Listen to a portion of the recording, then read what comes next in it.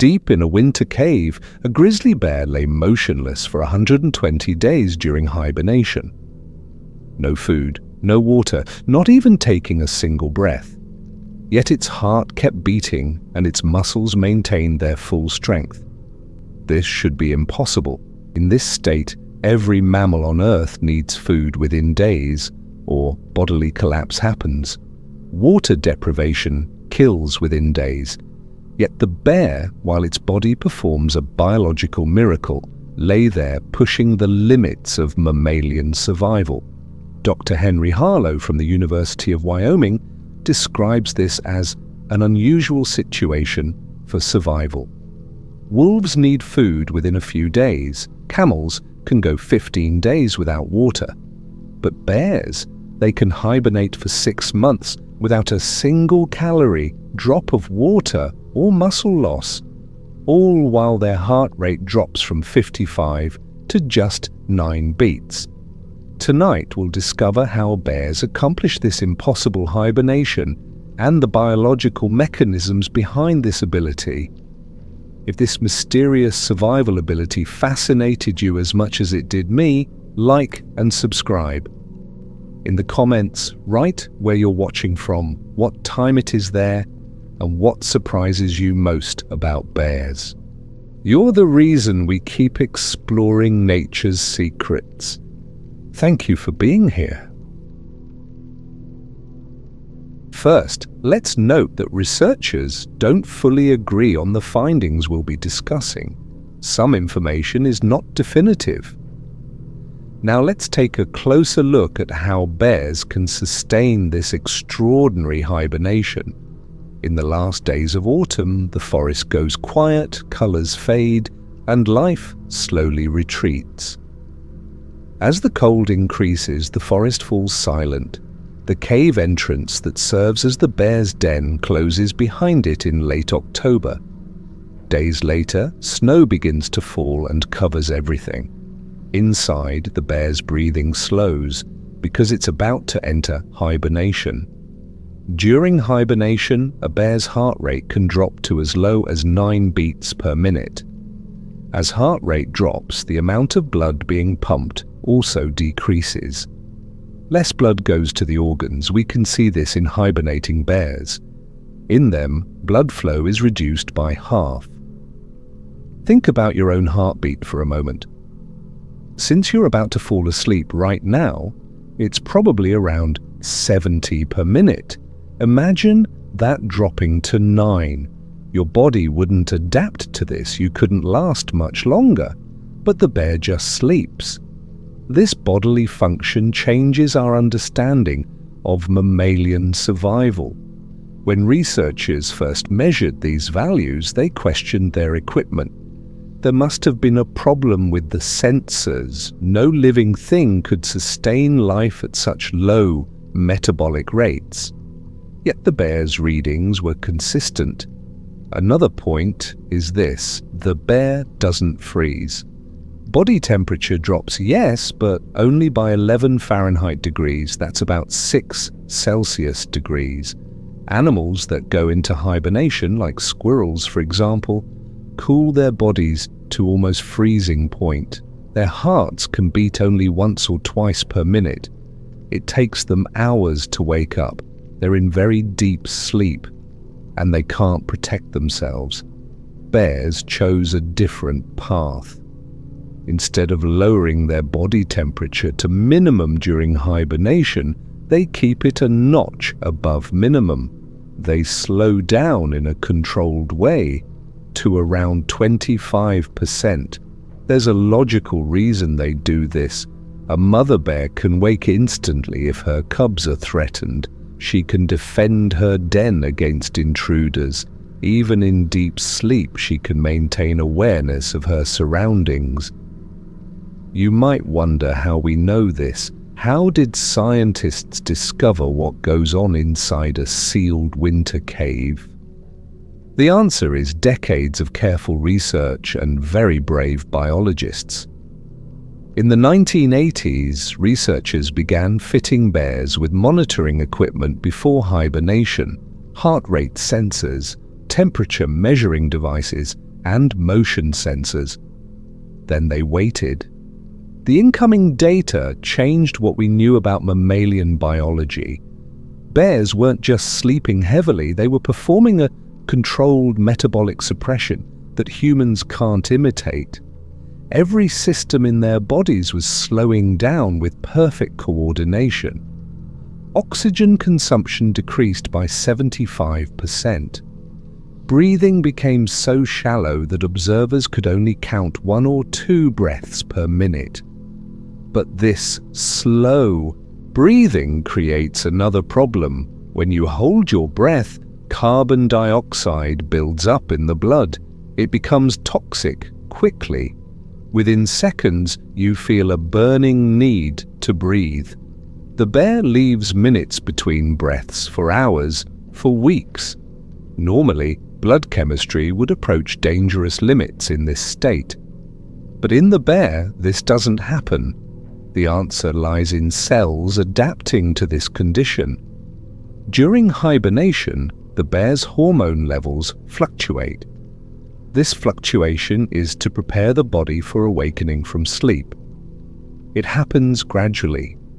During this time, the kidneys work differently. The liver digests through different pathways than during active periods. They maintain their mass without movement or protein intake. These internal processes also ensure the bear doesn't wake up even if there's a warm wave too early in winter.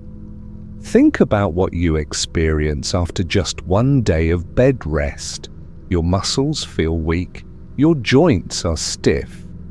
To prevent this, astronauts on the International Space Station must exercise 2 hours a day. Bedridden patients need physical therapy to regain strength. Yet the bear lies motionless for 6 months and emerges with full muscle function. Scientists studying this phenomenon focused on a special protein found in muscle cells. This protein determined how heart muscle worked. In hibernating bears, the ratio of this protein changes in heart tissue. The heart adapts to pump slowly without losing its power. When spring comes and the bear goes outside, the protein ratio changes again. Its heart returns to normal function within a few days. The cave itself also plays a role. We're only beginning to understand bears don't choose random caves to sleep in. They select places with specific characteristics. In Scandinavia, researchers observed 52 caves over several years. Most of them were excavated ant nests, because ant nest material provides perfect insulation against cold. Others were rock crevices or cavities under giant tree roots. Each one provided stable temperature and protection against weather conditions. Another detail is that males nest higher than females. Male bears sleep in caves about twice as high as females. Nest building happens consciously. The bear goes back and forth many times, carrying mouthfuls of cedar branches and hemlock branches. It turns them into a bed, but these aren't single-use like the ones chimpanzees make. They don't use it one winter and leave it. Every winter, they fill in the gaps in the nest, add a bit more, and these structures stay there for years, used for generations. By the way, we discussed why chimpanzees build new nests every night in our previous journey. Inside, the bear positions itself carefully. Mothers with cubs stay close to the entrance. This ensures they face any threat first. But this spot is also the closest to fresh air. Solitary bears curl up tighter, conserving heat. The mother bear warms her cubs by leaning them against her sparsely furred belly. She moves in response to the cubs' cries and comfort sounds. She shifts her weight to avoid putting too much weight on them. All of this happens while maintaining the hibernation state. Her body performs 2 completely different functions simultaneously: hibernation and motherhood. The breath you're taking right now as you listen to me contains the oxygen your body desperately needs. If you stop breathing for 30 seconds, you'll feel discomfort. Go a bit further and it gets worse. But the bear routinely leaves 45 seconds between breaths because its cells have adapted to work in low oxygen conditions. They use available oxygen very efficiently. As winter progresses, a bear's bodily function changes so slowly it's barely noticeable.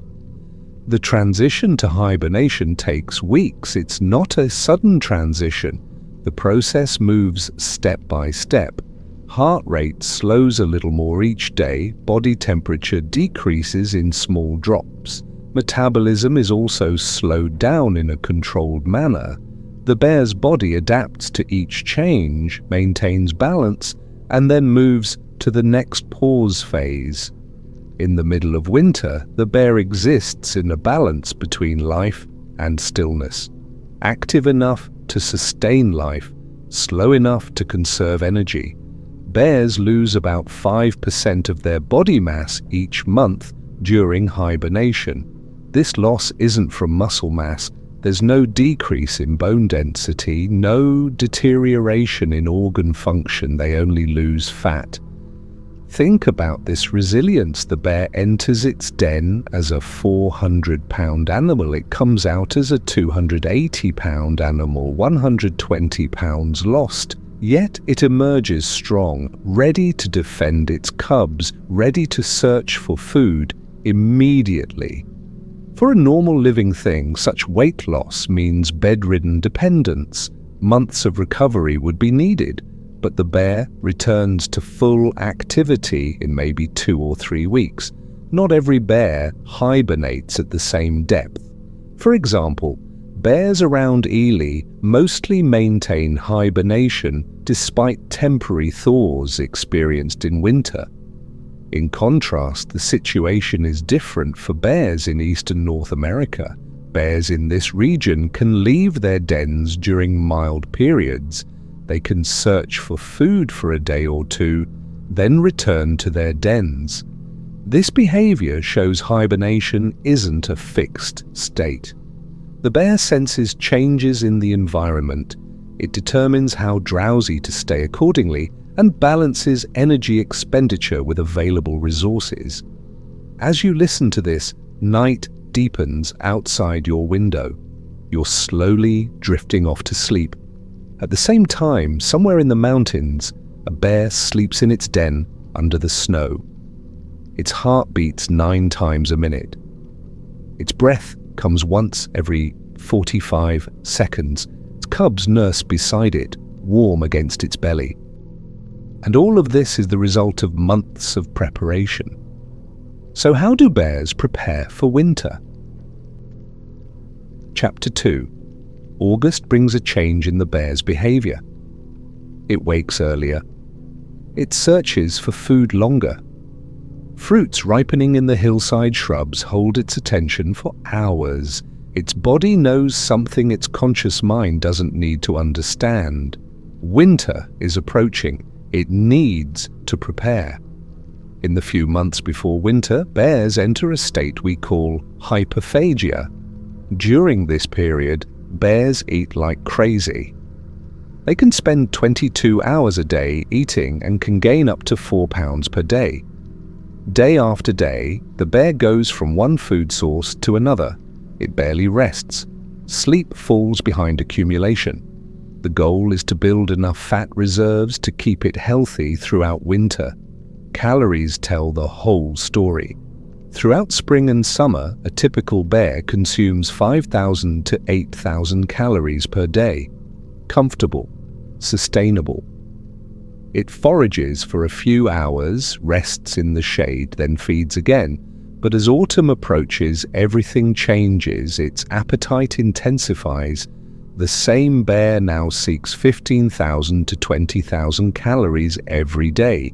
So a fat bear before winter means a healthy bear, 20,000 calories, the amount an average human takes in over 10 days.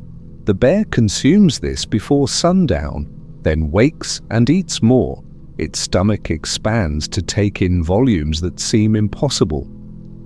Researchers tracking bears with monitoring devices during this period documented the meeting for 22 hours straight. No long breaks, no rest, just continuous feeding. We can observe this in berry fields. The bear enters at dawn. It strips branches systematically. Its paws move with practiced skill. It eats hundreds of berries every passing minute. Hours pass. The bear barely moves from its spot. It sits, just eats. The pile of stripped branches grows. By afternoon, it's consumed what you'd eat in 2 weeks. This weight gain happens quickly. A lean bear arriving at 200 pounds in spring turns into a fat bear approaching 350 pounds by fall. This much weight is gained in just 8 to 12 weeks. Body shape changes noticeably, but they don't experience the health problems from rapid weight gain we see in other species. The ribs visible in July disappear under layers of fat. Its face rounds out. Its belly hangs lower. This isn't unhealthy weight gain. This is survival preparation. But during this time, what the bear eats matters as much as how much it eats. Bears become selective during hyperphagia. They seek specific foods. Salmon provides dense protein and fat. A single fish can contain 1,500 calories. In rivers abundant with salmon, a male bear can sometimes catch and eat more than 30 fish per day. These bears consume 45,000 calories from fish alone. But they don't eat the entire fish. They become selective. First the skin, pure fat, then the brain. The rest is left for scavengers. Smaller bears who can't compete for the best fishing spots, who are less skilled at catching fish, catch and eat fewer fish. These bears without access to salmon turn to nuts and fruits. Oak acorns become especially valuable during this period. A single oak tree dropping thousands of acorns can cause a bear to stay in the same spot for days. The bear sits under the tree, rummages through fallen leaves, and eats acorns one after another. Water consumption also parallels food intake. Alongside eating this much, large amounts of water are needed to process the food and remove waste from the body. Researchers measured daily fluid excretion in some bears during hyperphagia at 8 to 16 litres. You might drink 2 litres on a hot day. The bear processes 8 times that. Its kidneys work overtime. Its body clears waste that will be reused during hibernation. September comes, feeding continues, but now another task emerges: den selection. Bears who used the same den last year generally return. They remember the locations, but those hibernating for the first time and those whose previous dens were disturbed must search. This search happens between feeding sessions. The bear feeds until afternoon, then travels, inspects possible sites, tests, abandons. In autumn, bears can check their dens, crawls inside, turns around, comes back out, wrong size, wrong feel, moves to another spot. A fallen tree whose roots created a cavity. Better. Spends time inside, tests how it will settle, notes this in its mind and returns to foraging. Late October brings den preparation. The bear returns to its chosen spot. Now it works. If it's an old ant nest, it digs, removes old material with its claws, perfect tools for this job, shapes the interior, creates a chamber large enough for its body. Then comes bedding. It makes trips. Each trip carries a mouthful of material. Cedar branches are preferred. Hemlock branches also work. Doesn't leave them randomly. The bear arranges them, places them in layers. The bottom layer provides insulation from the cold ground.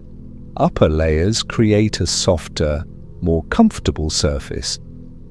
In some dens researchers examined, bedding layers accumulated over years were found. Each autumn, the bear adds fresh material on top of the old. Dens are usually near the center of the bear's home range. Work progresses slowly, there's no rush. But digging and arranging the den doesn't take very long. It might spend several days perfecting the den. Between construction sessions, it continues eating. Hyperphagia doesn't stop. Even while preparing to sleep, it continues gaining weight. Its body needs every bit of fat it can store. 6 months of zero food intake lie ahead. Cubs watch and learn. Young bears, following their mothers, observe every step. They see which trees give the best branches. They notice how deep to dig. They understand location matters. Too close to human activity means disturbance. Too far from food sources in spring means a long, hungry walk after waking. Knowledge passes from generation to generation, not through language, through observation and imitation.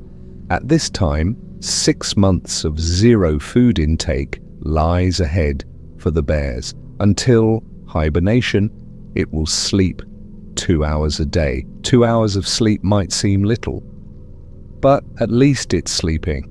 Some animals living in the forest survive by sleeping only 30 minutes a day. In our next video, we'll discover giraffes, this unique sleep adaptation. Now let's return to the bear. Tree cavities appeal to some bears. A massive hollow trunk offers natural protection. Bears using these dens generally choose trees with a diameter larger than 3 feet. Wooden walls insulate. The cavity protects from wind. Entrance holes face away from prevailing wind direction. Again, this knowledge comes from experience. Young bears can make wrong choices. Mature bears choose correctly. By November, most bears have completed construction. The den is ready. Bedding is arranged. The chamber is the right size. The entrance is positioned correctly. But the bear keeps eating. Every pound of fat added extends survival time. Every additional calorie matters. It knows this instinctively. Its body pushes it forward. Find food, eat, return to den, sleep. The bear suddenly eating this much also has its harms. Because it eats 22 hours a day, it has very little time to sleep. This also makes it irritable, and its digestive system stays under constant load. For northern populations, final meals happen in early December. For southern bears, it's later. It's now become massive. It waddles more than walks. Since July, its weight has nearly doubled. This roundness isn't excessive. It's exactly what it needs. The transition to the den is gradual. It doesn't just enter and immediately hibernate. After hyperphagia, when metabolic processes begin changing to prepare for hibernation, grizzly bears eat less but continue drinking to flush body waste. Just before hibernation, they rest 22 hours or more per day. During this period, the bear spends time near the den, rests nearby. Its body begins transformation. Metabolism slows, heart rate drops before permanently entering. It's already partly in hibernation state. So we said bears take in 20,000 calories per day. But what exactly are they eating? What foods can satisfy a bear? And most importantly, how does a grizzly bear's diet change from season to season? Chapter 3. Spring arrives slowly in the mountains. Snow melts first on south-facing slopes. Small patches of earth appear. Green shoots push through the soil. And the bear, emerging from her den, faces an immediate problem. She's hungry, desperately hungry, but the forest offers almost nothing to eat. We might expect a carnivore emerging from hibernation to hunt, to seek prey aggressively. Bears don't do this. Instead, she walks to the nearest clearing, lowers her head, and begins eating grass. Just grass, blade after blade, hour after hour. You're watching one of the largest predators in North America grazing like a cow. This contradiction defines the bear's relationship with food. She possesses the teeth of a meat eater, canines designed for tearing flesh, a digestive system that processes protein efficiently, the body mass and strength to take down prey much larger than herself. Yet she spends most of her waking hours eating plants. The question isn't whether she can eat meat. The question is why she chooses not to most of the time. Consider your own diet for a moment. You probably eat similar foods week after week. Your breakfast looks the same. Your lunch follows patterns. Even when you vary meals, you're choosing from a familiar set of options. The bear can't afford this consistency. Her survival depends on eating whatever the forest provides right now. This moment, this week, this month. April brings the first real test. The bear has lost perhaps a third of her body weight during hibernation. Her fat reserves are depleted. Her muscles, though remarkably preserved, need fuel. Spring vegetation offers minimal calories. A pound of grass contains maybe 300 calories. She needs thousands of calories daily just to maintain her current weight. Gaining weight back seems impossible, so she eats constantly. Dawn finds her in a meadow, grazing. Noon finds her still there.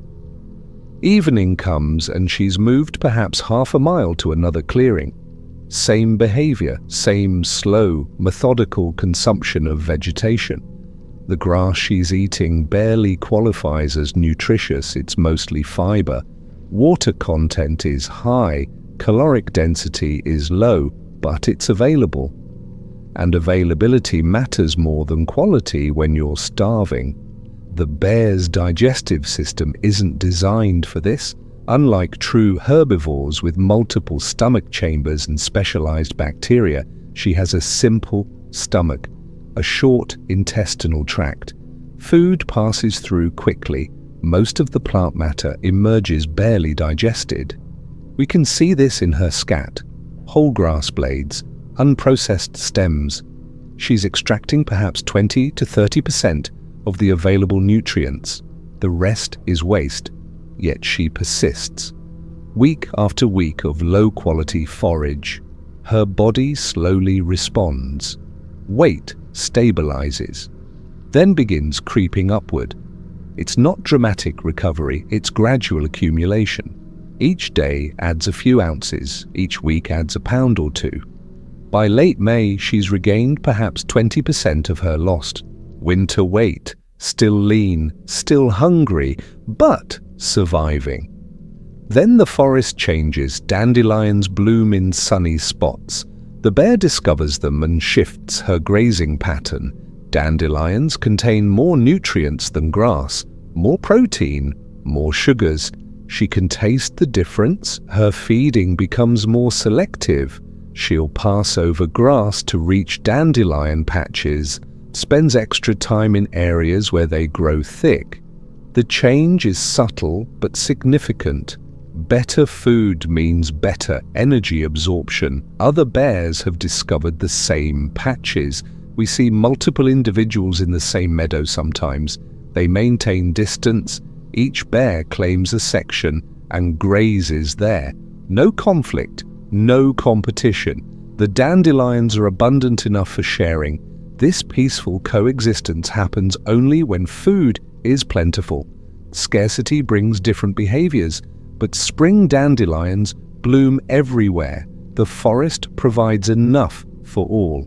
Clovers emerge next. These nitrogen-fixing plants offer even more protein than dandelions. The bear learns to recognize their distinctive leaves, seeks them actively. A good clover patch might hold her attention for hours. She grazes methodically. moves across the patch in patterns, returns to areas she's already eaten once new growth appears. The clover sustains her better than anything else available in late spring. Early summer brings the first significant change in diet: ants. The bear discovers an anthill and begins digging. Her claws tear through the mound easily. Thousands of ants swarm out. She licks them up with her tongue. The protein content in ants far exceeds any plant she's been eating. A single anthill might contain tens of thousands of insects. She can consume them all in an afternoon. This matters more than you might think. We need protein for muscle maintenance and growth. So do bears. The spring vegetation she's been eating barely provides adequate protein. Her muscles have been slowly breaking down despite their remarkable preservation during hibernation. The ant protein reverses this. Her body can finally rebuild, repair, strengthen. One good week of ant eating can restore muscle mass that took months to lose. The bear's feeding strategy becomes clear through observation. She's not randomly eating whatever she finds.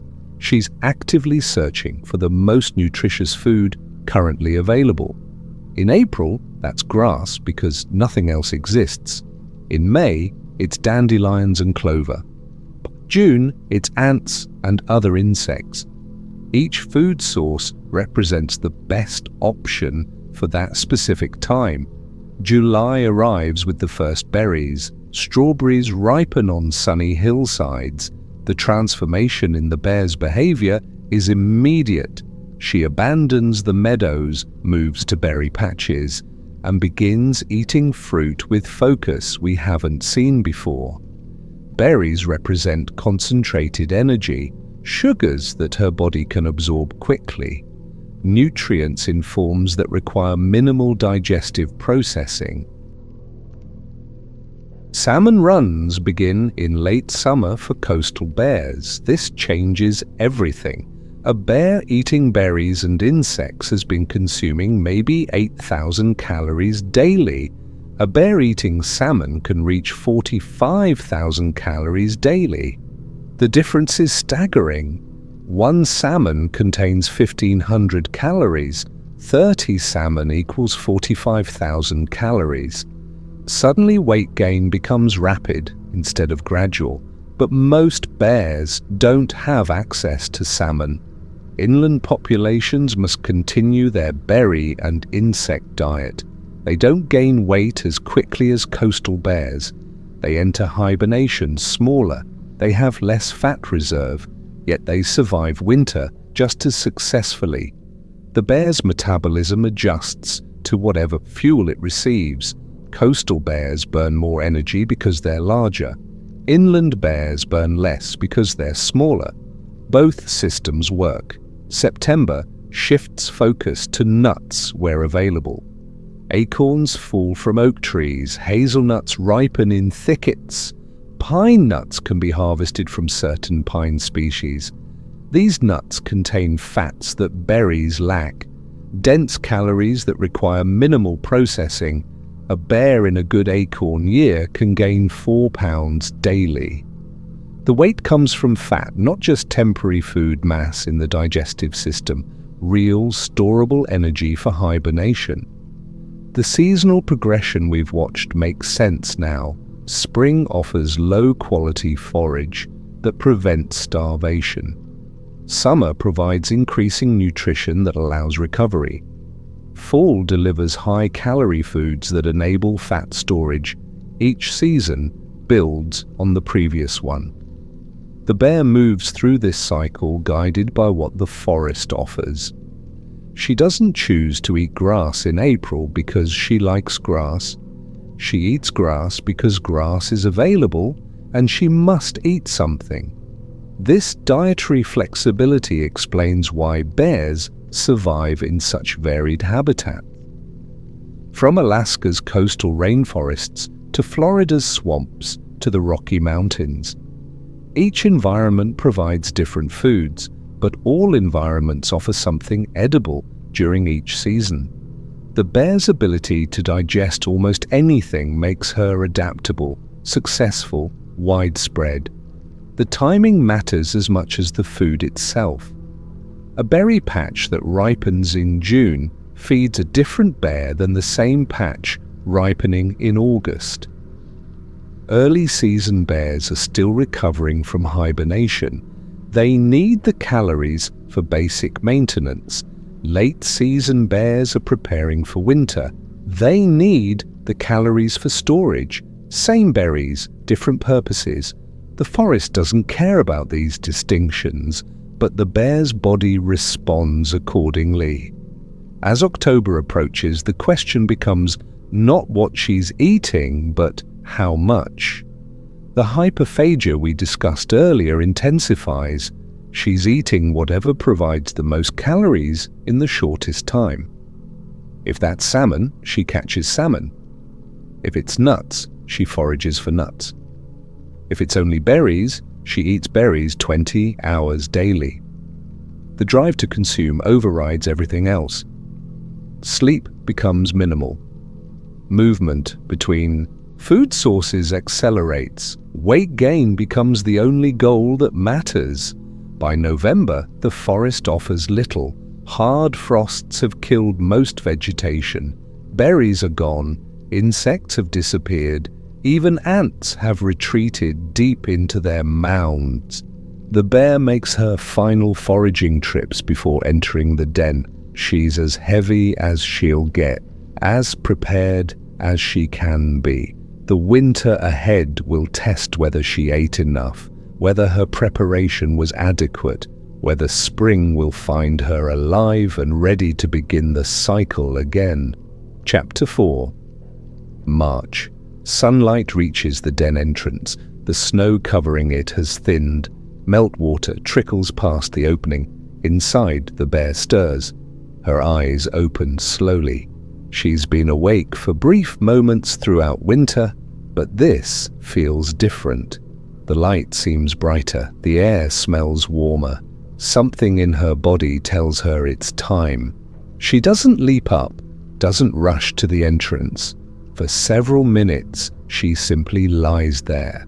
Her heart rate begins increasing from 9 beats per minute toward 20, then 30. Her breathing deepens. Once every 45 seconds becomes once every 20 seconds. The transition back to wakefulness takes time. Her body needs to remember how to function normally. The first movement is small. She shifts position, tests her legs. They respond sluggishly. Blood flow has been reduced to her limbs for months.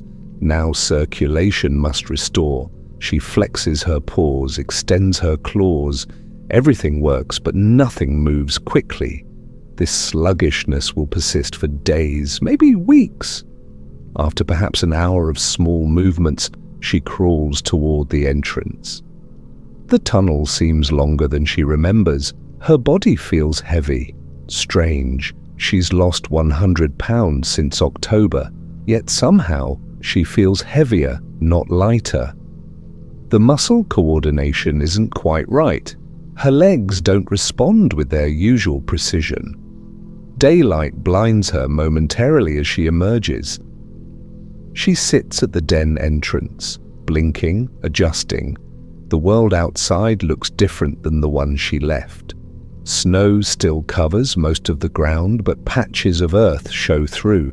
The trees remain bare. The forest feels empty, cold. She sits there for a long time, just sitting, watching, breathing. This period has a name among researchers: walking hibernation. It lasts 2 to 3 weeks. During this time, the bear is awake but not fully active. Her metabolism hasn't returned to normal summer levels. Her digestive system needs time to restart. Her muscles require days to regain full strength. She moves slowly, rests frequently, eats very little despite being hungry. The hunger is constant now, a hollow feeling she hasn't experienced in months. During hibernation, her body suppressed appetite completely. Now it returns with intensity. But eating isn't simple. Her stomach has shrunk. The digestive enzymes that break down food have been dormant. Introducing food too quickly would cause problems, so she nibbles. Small amounts. Grass mostly. Bark occasionally, just enough to wake her system gradually. You might notice how often she stops and rests during these first days. A walk that would normally take an hour now takes 3. Not because the distance is greater, not because the terrain is difficult, simply because her body tires easily. The fat reserves that fueled hibernation are depleted. She's running on minimal energy now. Every movement requires conscious effort. The weight loss becomes apparent when we see her in daylight. Her ribs show through her fur. Her hips are prominent. Her face looks gaunt. Where autumn showed a round, heavy bear, spring reveals a lean, almost skeletal version. This transformation happened slowly over winter, losing roughly 10 ounces daily, 300 days of gradual depletion. The result stands before us now, thin and fragile looking. Yet she's not weak, not truly. Her muscle mass remains mostly intact. The weight she lost was almost entirely fat. Her strength is still there, buried under the exhaustion and metabolic adjustment. In 2 weeks, she'll be capable of everything she could do last summer. But right now, in these early spring days, she moves like an elder, careful, measured, deliberate. If she has cubs, the emergence becomes more complex. The cubs were born in January. They've spent their entire lives in the den. Now they follow her into daylight for the first time. They're 4 months old, but still small, perhaps 15 pounds each. They've never seen trees, never felt wind, never walked on uneven ground. The mother leads them to a large tree near the den, usually a white pine. She positions herself at the base and lets the cubs explore. They're uncertain. The open space frightens them. They stay close to her. She grunts softly. A reassuring sound. The cubs relax slightly, begin testing their surroundings, touch the bark, smell the air, take hesitant steps on the snow. This tree becomes their safety point. When danger approaches, real or imagined, the cubs will climb it. The mother has chosen it specifically for this purpose, large enough to hold them, rough bark they can grip easily, branches strong enough to support their weight.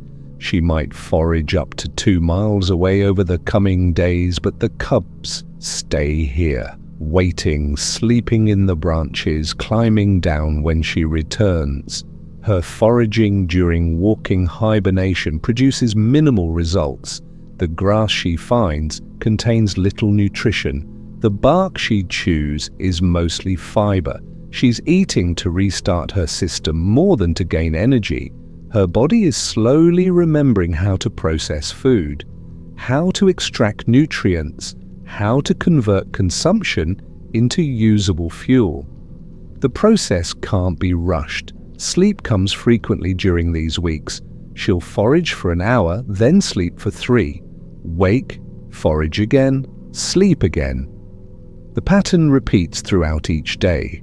Her body is adjusting to being awake, relearning the rhythm of activity and rest. During hibernation, she was in one continuous state. Now she must cycle between wakefulness and sleep like she did before winter. The transition takes practice. The temperature still drops below freezing most nights. She doesn't return to the den though. Instead, she finds a sheltered spot, curls up, sleeps wherever she stopped foraging. Her thick fur provides adequate insulation. The fat layer, though diminished, still offers some protection. She's no longer in hibernation, but she's not fully active either, somewhere between the two states. suspended in transition. Other bears are emerging around the same time. Young males often come out first. They're eager, less cautious. They've lost less weight than mothers with cubs. Their recovery happens faster. Within days, they're moving normally, foraging actively. Females with cubs emerge later. They need more time. The nursing has depleted them further. They move more carefully, rest more frequently. We can track the awakening across the landscape by watching the den sites. Early March brings the first emergencies. Mid-March sees more. By early April, most bears are out, but the exact timing varies. A den facing south warms faster than one facing north. Bears in lower elevations emerge before those in mountains. Each individual responds to conditions at their specific location. The sun arcs higher in the sky each day. Daylight extends by several minutes daily. The snow continues melting. More earth appears. The first green shoots push through soil in the warmest spots. The bear notices these changes. Her body responds to them. Gradually, almost imperceptibly, her energy returns. By the end of the third week, the walking hibernation phase concludes. Her metabolism has reached normal levels. Her digestive system processes food efficiently again. Her muscles respond quickly. The coordination has returned. She's still thin, still hungry, but she's functional, capable, ready to begin the serious work of recovery. The difference between week 1 and week 3 is remarkable. In week 1, she could barely walk a mile without resting. In week 3, she covers 10 miles in a day. In week 1, she ate perhaps 5 pounds of low-quality forage. In week 3, she consumes 20 pounds of better vegetation. In week 1, she slept 16 hours daily. In week 3, she sleeps 8 hours.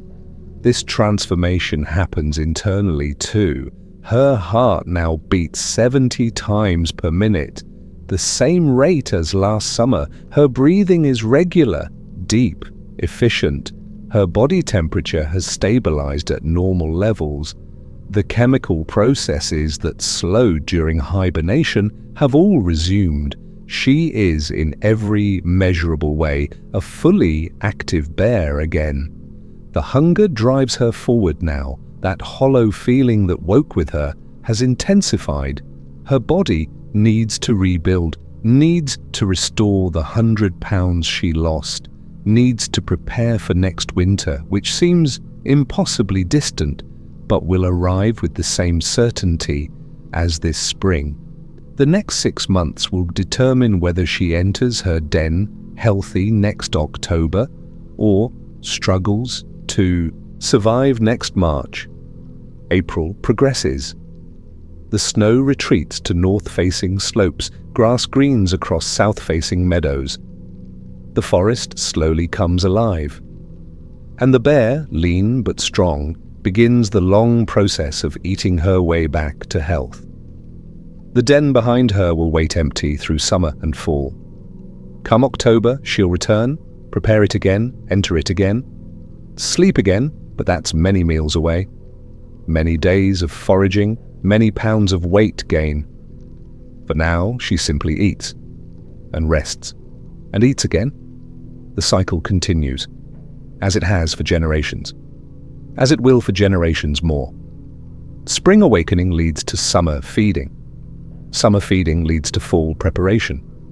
Fall preparation leads to winter sleep. Winter sleep leads to spring awakening, round and round, season after season, year after year. The bear moves through this rhythm without questioning it, without understanding it. She simply lives it, one day following the next. One season flowing into another. The pattern holds her, guides her, keeps her alive. Chapter 5. January. Cold settles deep into the den. Outside, temperatures drop far below freezing. Inside, warmth persists. The mother bear lies on her side, breathing slowly. Then something changes, a small sound, barely audible. A tiny cry. The cub weighs less than a pound, perhaps 12 ounces, smaller than a human newborn. His eyes are closed, his ears are sealed. A thin layer of fur covers him, but it provides almost no warmth. He cannot walk, cannot crawl properly, can barely move at all. Yet he finds his way to his mother's belly. Instinct guides him to warmth, to milk, to survival. She shifts position carefully, draws him closer with her paw. He latches onto a nipple and begins nursing. The sound is a soft humming, a motor-like pulse. This tells her he's comfortable, safe, fed. She responds with a low grunt. The conversation between them needs no words, just sounds, just touch, just presence. The milk flowing into him contains 33% fat, richer than almost any other mammal's milk. This density matters. He needs to grow rapidly in the cold darkness. Each day, he gains a few ounces. Each week, he becomes noticeably larger. By March, he'll weigh 10 or 12 pounds, 20 times his birth weight, all from milk, all while his mother sleeps and fasts. She never leaves the den during these months, never eats, never drinks. The cubs nurse, and she provides. Her body converts stored fat into milk continuously. She loses weight while they gain it. The transfer is direct. Her reserves become their growth.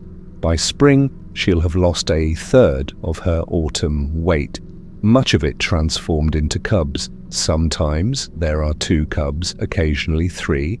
Each one nurses several times daily. They sleep between feedings pressed against her belly. She curves her body around them, creates a pocket of warmth.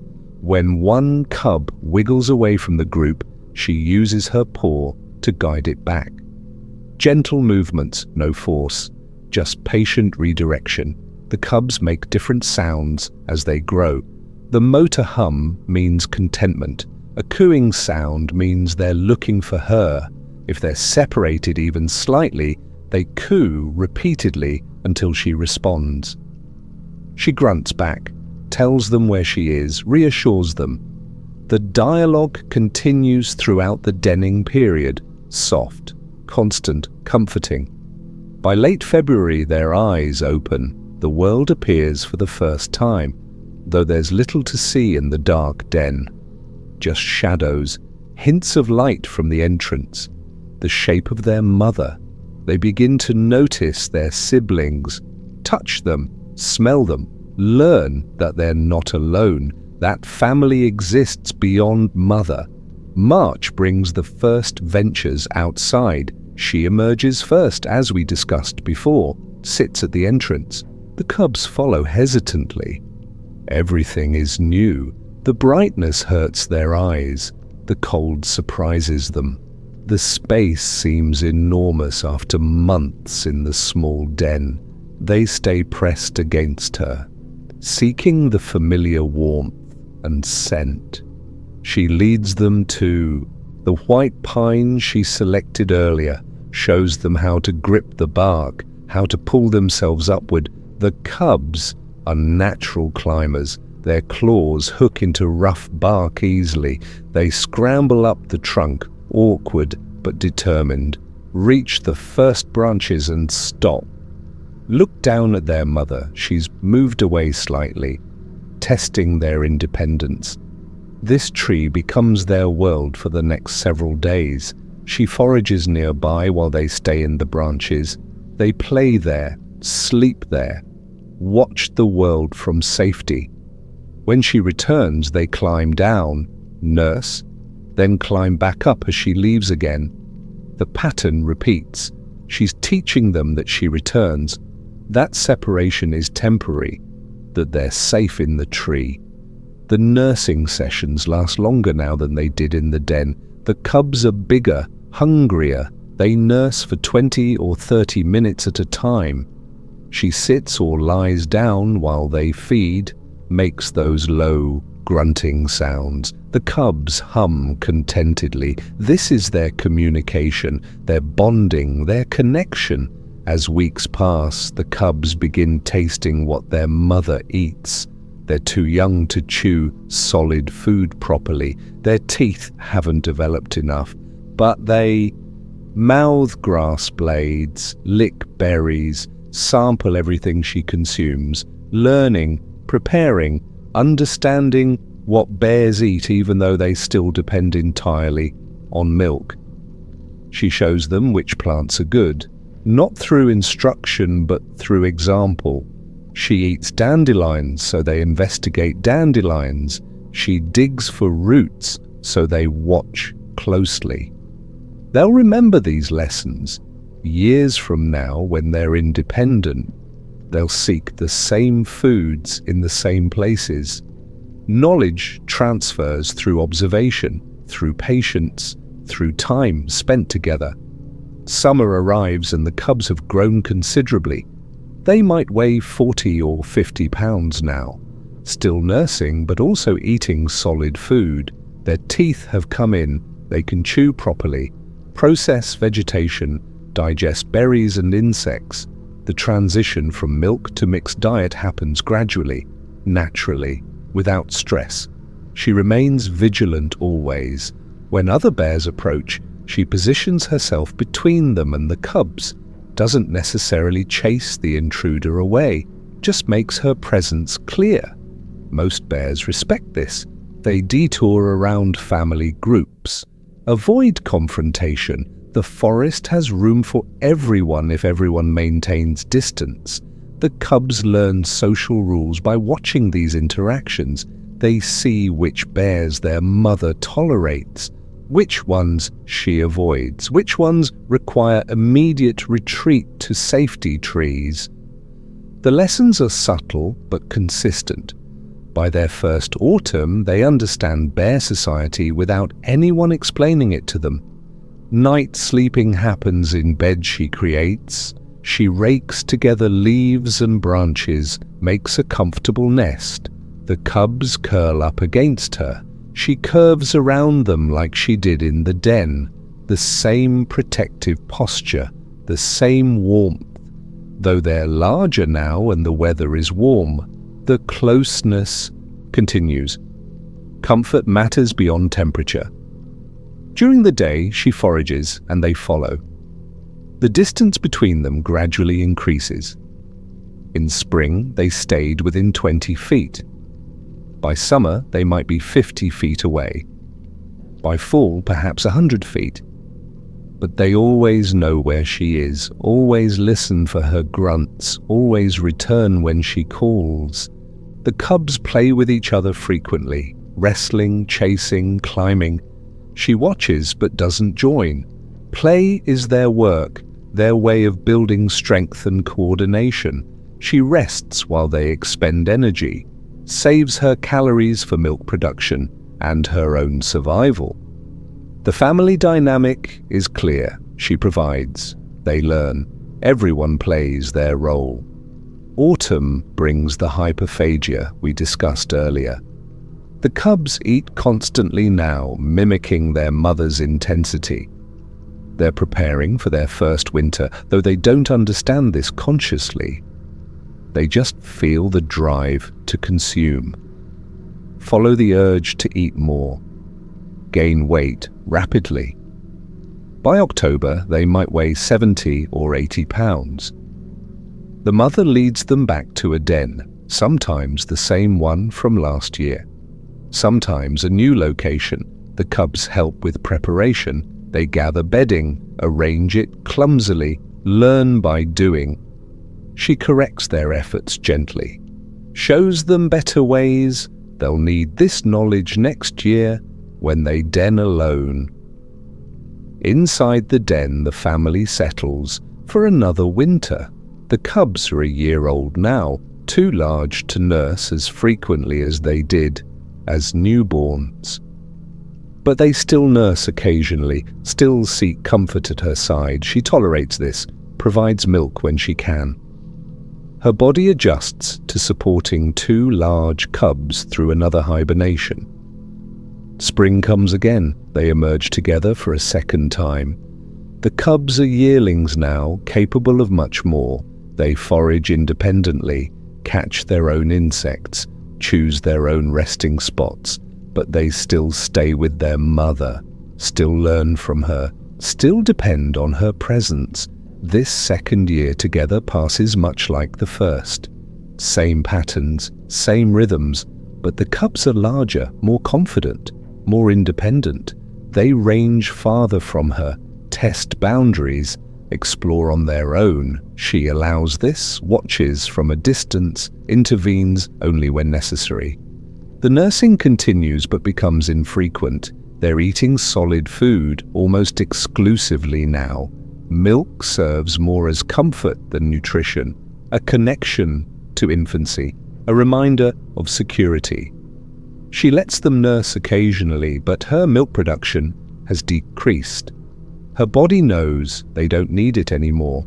Late spring of their second year brings a change. A male bear appears. He's interested in the mother. She's ready to mate again.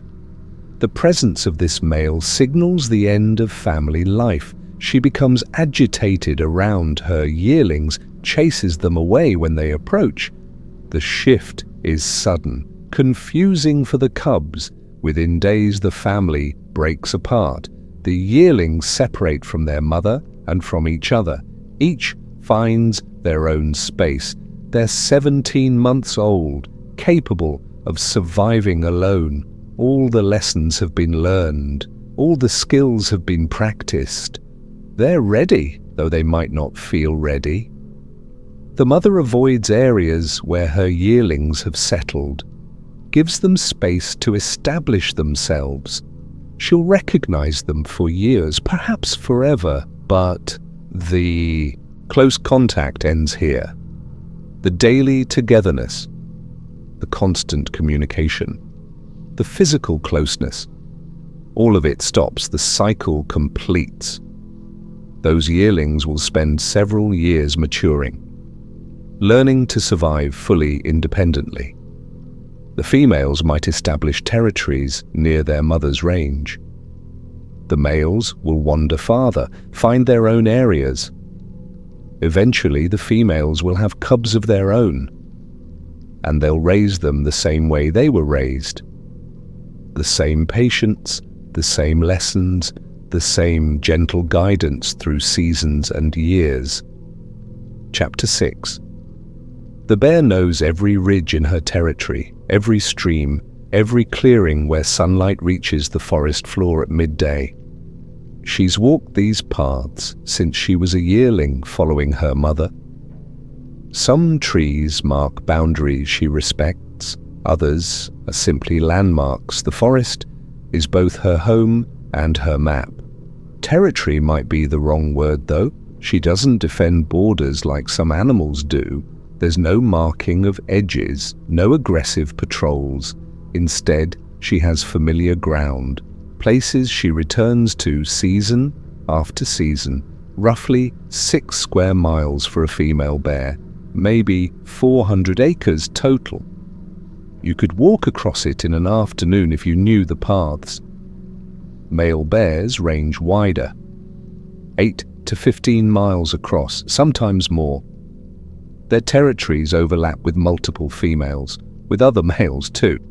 We see this when researchers track radio-collared bears. The signals intersect, cross, weave through the same valleys and over the same mountains. Yet conflicts are rare.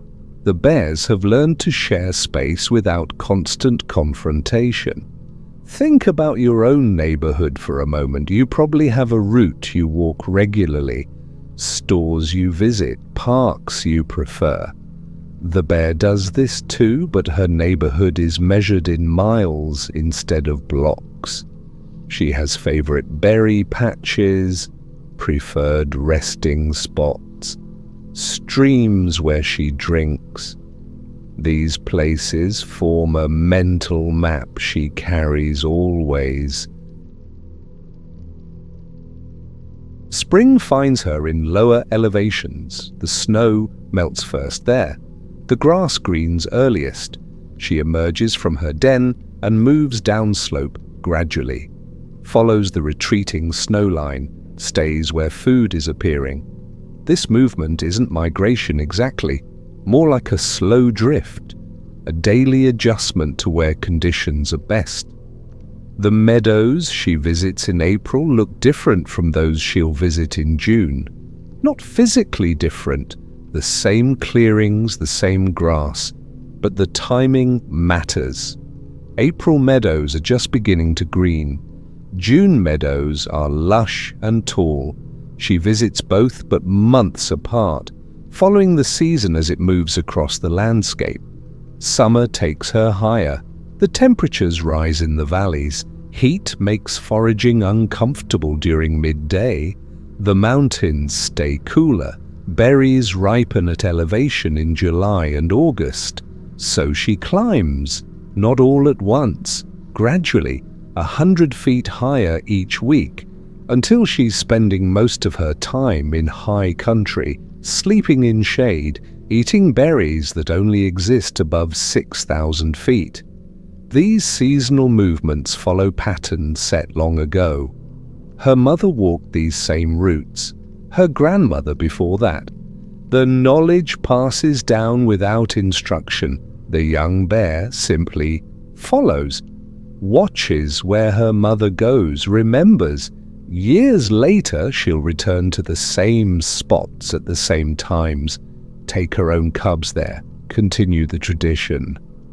We might not notice how carefully she selects resting places. She doesn't just lie down wherever she gets tired. She chooses sites with specific qualities, dense vegetation that hides her, good visibility of approaches, escape routes if needed, comfortable ground that's not too rocky or too wet. These criteria are consistent. Resting isn't random.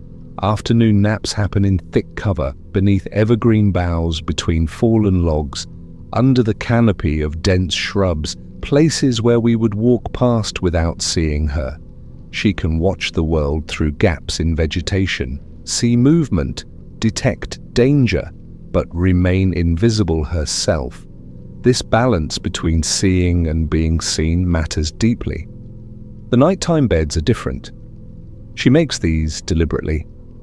Rakes leaves into a pile, adds broken branches, creates a cushion 6 or 8 inches deep, then arranges herself on top, curls into a ball, tucks her nose under her paw.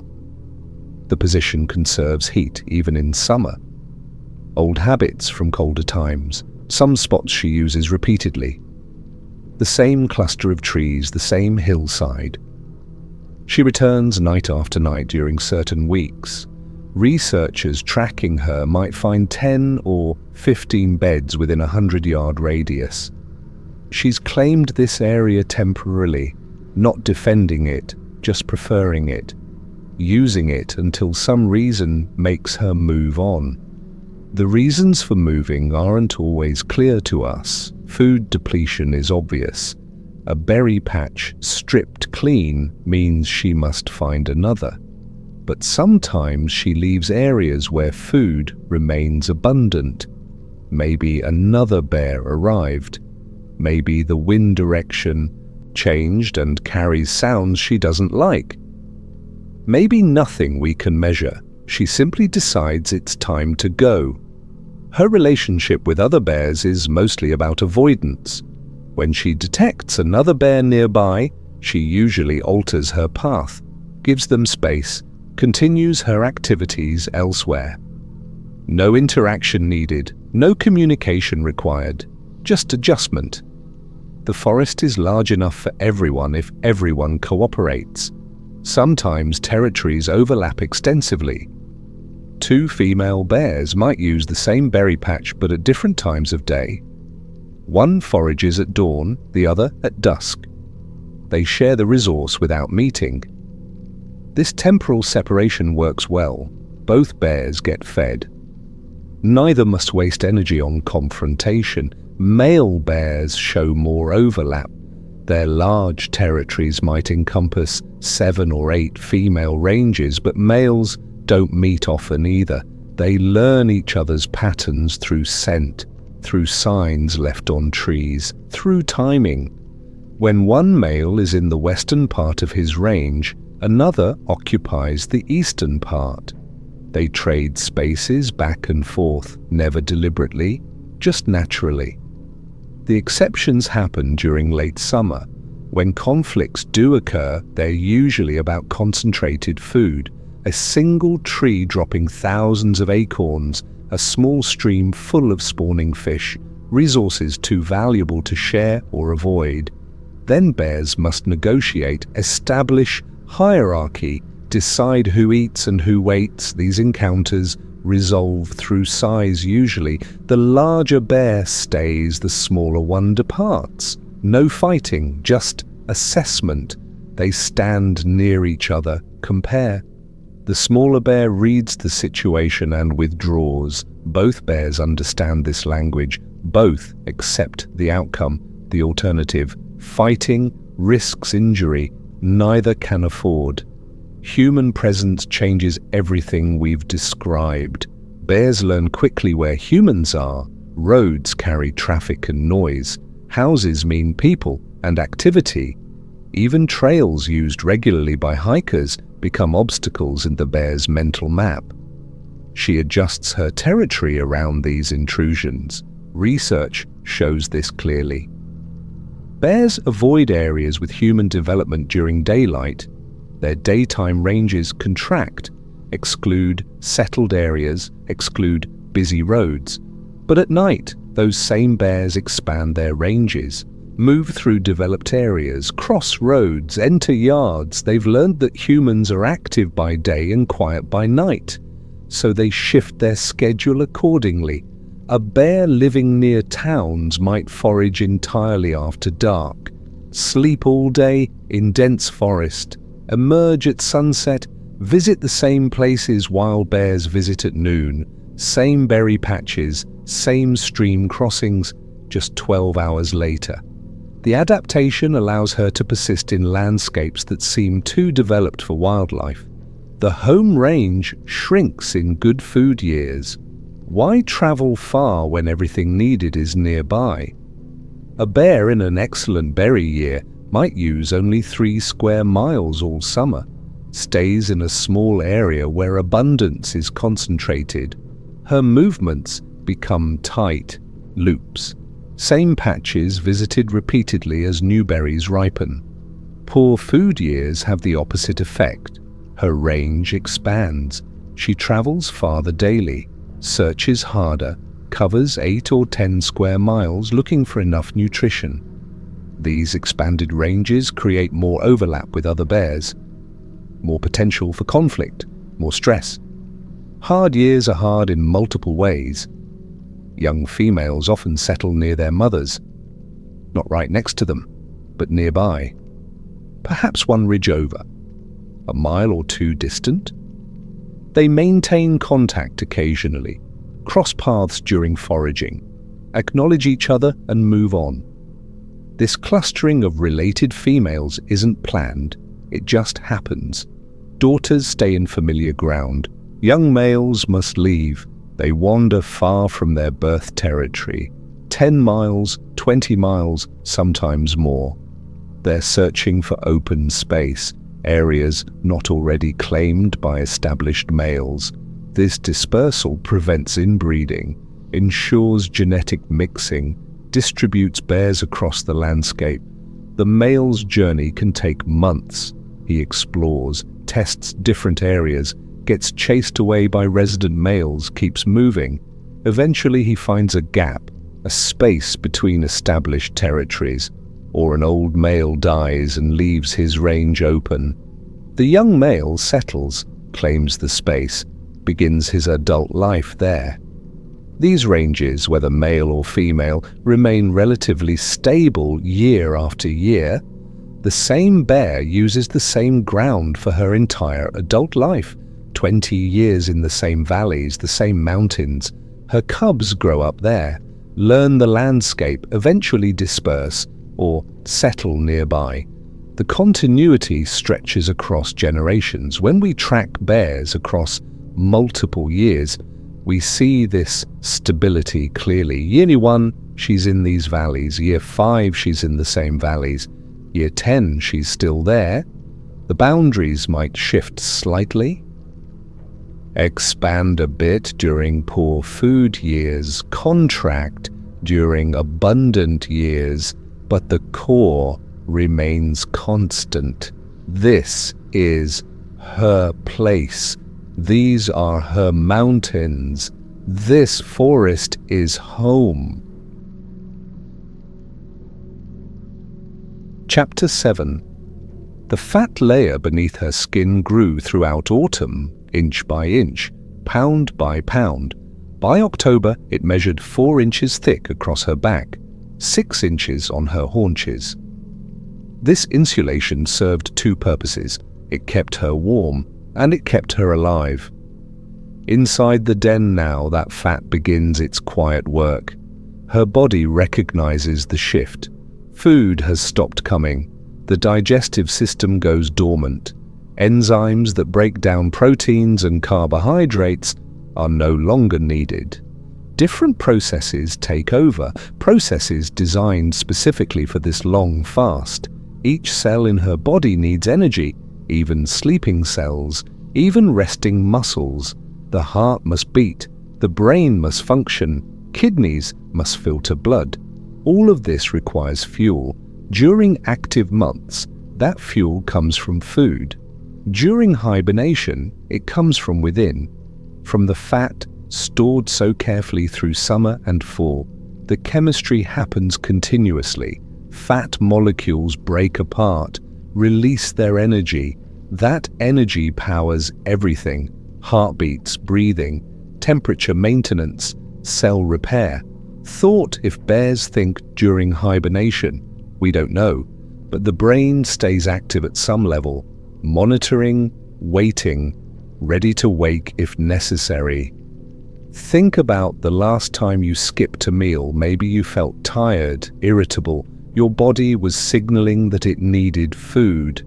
Now imagine skipping 6 months of meals. Not just missing breakfast, missing everything, every day for half a year. You wouldn't survive a week, maybe 2 weeks with water, but 6 months? Impossible. Yet the bear manages it. The difference lies in preparation and adaptation. Your body would begin breaking down muscle tissue within days, converting protein to energy desperately. The bear's body doesn't do this. It protects muscle fibers even while consuming fat.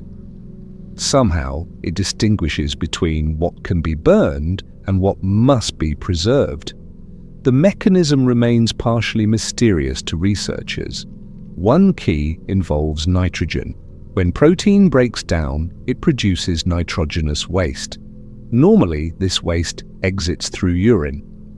But the hibernating bear doesn't urinate, doesn't eliminate anything. The waste must go somewhere though, so her body recycles it, takes the nitrogen and rebuilds it into new proteins, uses those proteins to maintain muscle tissue. This recycling happens at the cellular level, constantly, quietly, without any conscious control. The bear isn't deciding to preserve her muscles. Her biology simply works this way, adapted across countless generations to survive these long fasts. The process sustains her without any input from her. The fat burning produces more than just energy. It creates water too. When fat molecules break down completely, they yield carbon dioxide and water. The carbon dioxide she exhales during those slow, infrequent breaths. The water her body uses for all its needs. Hydration without drinking. Another remarkable adaptation. We can calculate the burn rate. She loses roughly 10 to 14 ounces daily. Most of that is fat. A small amount is water weight, almost none is muscle. Over a month, she drops perhaps 25 pounds. Over 6 months, she might lose 150 pounds or more, all from that thick layer accumulated in autumn. The larger the bear, the longer she can fast. A 400-pound bear has more reserves than a 200-pound bear. She can sustain hibernation longer, emerge later in spring. This matters especially for mothers nursing cubs. They're supporting their own metabolism plus producing milk. They burn through fat faster, need larger reserves to succeed. Some bears enter hibernation with insufficient fat. Young bears in their first year, bears who had poor foraging during hyperphagia, bears displaced from good territory by larger competitors. These bears face difficult winters. Their reserves might run out before spring. They might need to emerge early, risk finding no food in frozen landscapes. The body monitors its reserves somehow, tracks the depletion, knows when levels become dangerously low. This awareness can trigger early emergence even in deep winter. The bear wakes, crawls out into snow and cold, attempts to find food, usually finds nothing. The risk is starvation versus certain death from complete depletion. Most bears enter with adequate reserves, though. The hyperphagia instinct drives them to consume enough. That relentless eating through September and October builds sufficient fat for a successful winter. The body knows how much is needed, won't let the bear den until she's ready. This internal timing prevents most premature entries. The metabolic rate during hibernation drops to 1/4 of summer levels. Her body becomes extraordinarily efficient. Every calorie extracted from fat gets used carefully. Nothing wasted, no excess activity, just the minimum required to maintain life. This efficiency allows the long fast to work. Temperature regulation requires significant energy normally. Keeping the body at 100 degrees when the air is 50 degrees below zero takes constant fuel. But the bear's body temperature drops to around 90 degrees. This reduction saves enormous energy. Less heat to maintain, less fuel needed. The savings add up over months. Her breathing slows to once or twice per minute. Each breath requires muscular effort. Fewer breaths means less energy spent. The blood oxygen level drops but remains adequate. Her cells adapted to function with less oxygen, extract what they need from reduced supply. Another efficiency that extends her reserves. The heart beating slowly conserves energy too. Each contraction uses fuel. 19 beats per minute instead of 84 beats means the heart works far less, pumps the same blood eventually but at a relaxed pace. No urgency, no stress, just steady, slow circulation, enough to supply tissues, not more than necessary. We might wonder if she dreams during these months, if consciousness exists in any form. The brain shows activity on monitoring equipment, not the rapid patterns of full wakefulness, not the complete silence of deep unconsciousness. Something between. A twilight state, aware enough to respond to threats, dormant enough to conserve energy. Mothers with cubs maintain higher metabolic rates. They're producing milk continuously. The cubs nurse multiple times daily. Each nursing session draws energy from her reserves. Her fat burns faster than a solitary bear's fat. She might lose 200 pounds by spring while a male loses 150. The cubs themselves don't hibernate. They're awake, active within the den, playing quietly, nursing, growing rapidly. Their metabolism runs at normal levels. They're passengers in their mother's hibernation, benefiting from the shelter and warmth. fed by her sacrifice, protected by her presence. The den temperature stays warmer than outside, her body heat maintains it. The insulation from earth and bedding holds that heat. The space might be 35 or 40 degrees while outside air drops to -20. This controlled environment allows the cubs to survive, allows her to burn less fat, maintaining temperature. As weeks pass into months, her body continues its patient work. Fat cells empty gradually.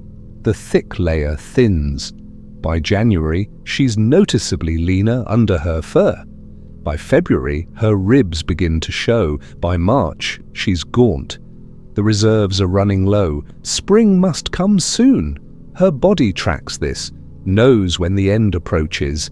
Some research suggests bears arouse periodically during hibernation, not fully awake, just slightly warmer, slightly more active metabolically. These arousals might serve maintenance functions, allow cellular repairs that can't happen in deep dormancy. The arousals are brief, expensive in energy, but apparently necessary. The fat she burns isn't distributed evenly. Her body prioritizes certain deposits, burns from the back first, the flanks next, reserves around organs last. This pattern protects vital functions as long as possible, ensures her organs remain insulated even when surface fat is depleted. Strategic depletion that maximizes survival chances. By late March, spring warmth reaches the den. Meltwater trickles past. Light increases at the entrance. Her body senses these changes, begins preparing for emergence. The metabolic rate starts climbing. Heart rate increases gradually. Breathing becomes more frequent. The transition toward wakefulness begins. She's survived on stored energy alone for 5 months, sometimes 6. No food, no water from outside sources. Just the fat accumulated so carefully in autumn. That fat kept her heart beating, kept her lungs breathing, kept her brain functioning, kept her cubs fed and growing, all of it from reserves, from preparation, from the long work of hyperphagia months ago. The layers have thinned now, perhaps only an inch remains where 6 inches existed in October. That final inch must last until she finds food outside, until spring vegetation appears, until she can begin rebuilding. The margin is thin, the timing critical. Too early and she starves, too late and she depletes completely. But instinct and adaptation usually get the timing right. She emerges when reserves are low but adequate, thin but functional, hungry but alive. The stored fat did its work, carried her through the impossible, kept her breathing through the long dark, brought her to spring despite eating nothing for half a year. Chapter 8. The river runs shallow here. Water moves across smooth stones. Sunlight filters through the current. And the bear stands motionless in the middle. She's been standing for nearly an hour, waiting, watching. Water flows around her legs. She doesn't move. This patience defines successful fishing.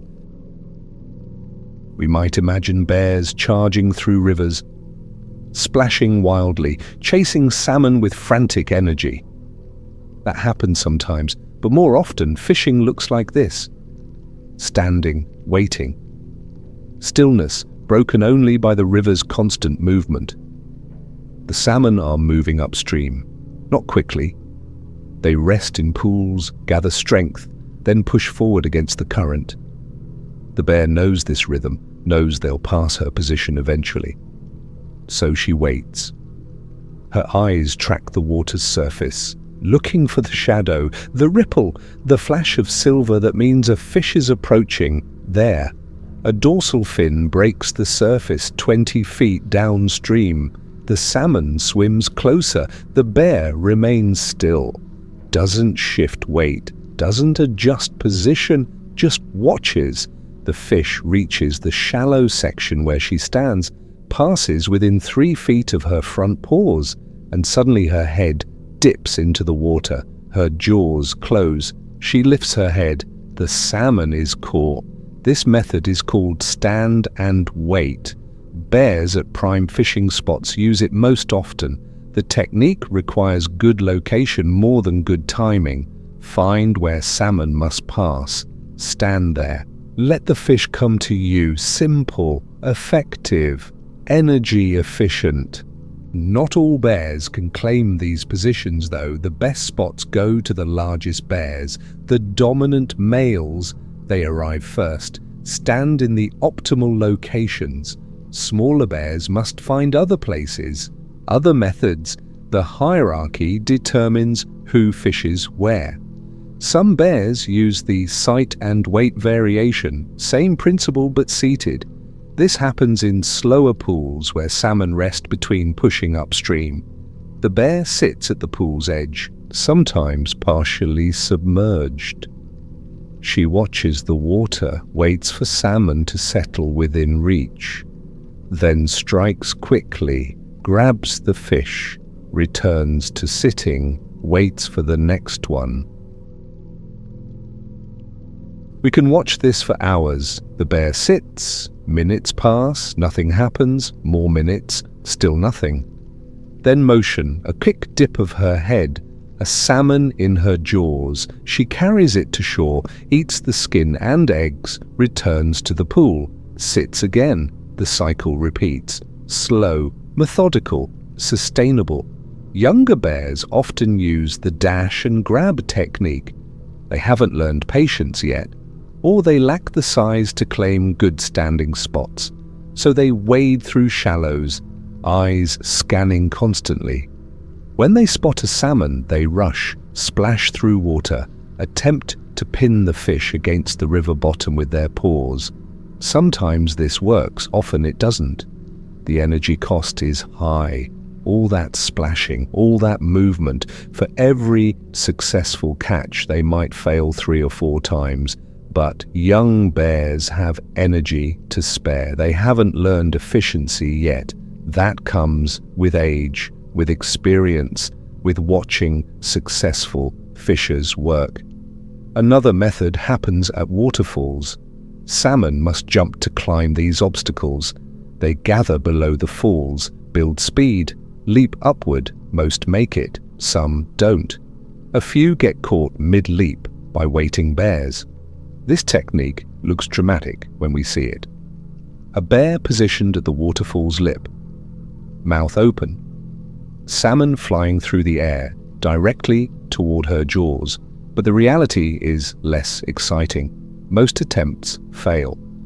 The salmon's trajectory doesn't align with the bear's position, or the timing is slightly off, or the salmon jumps higher than expected. Success requires perfect positioning and considerable luck. Bears working waterfalls might catch 1 fish per hour, maybe 2. Not the constant success that photographs suggest. Snorkeling is a quieter technique. The bear puts her head underwater, keeps it there, walks slowly through deeper pools. She's looking for salmon that are weak, exhausted from their journey. These fish can't swim away quickly, can't evade a pursuing bear.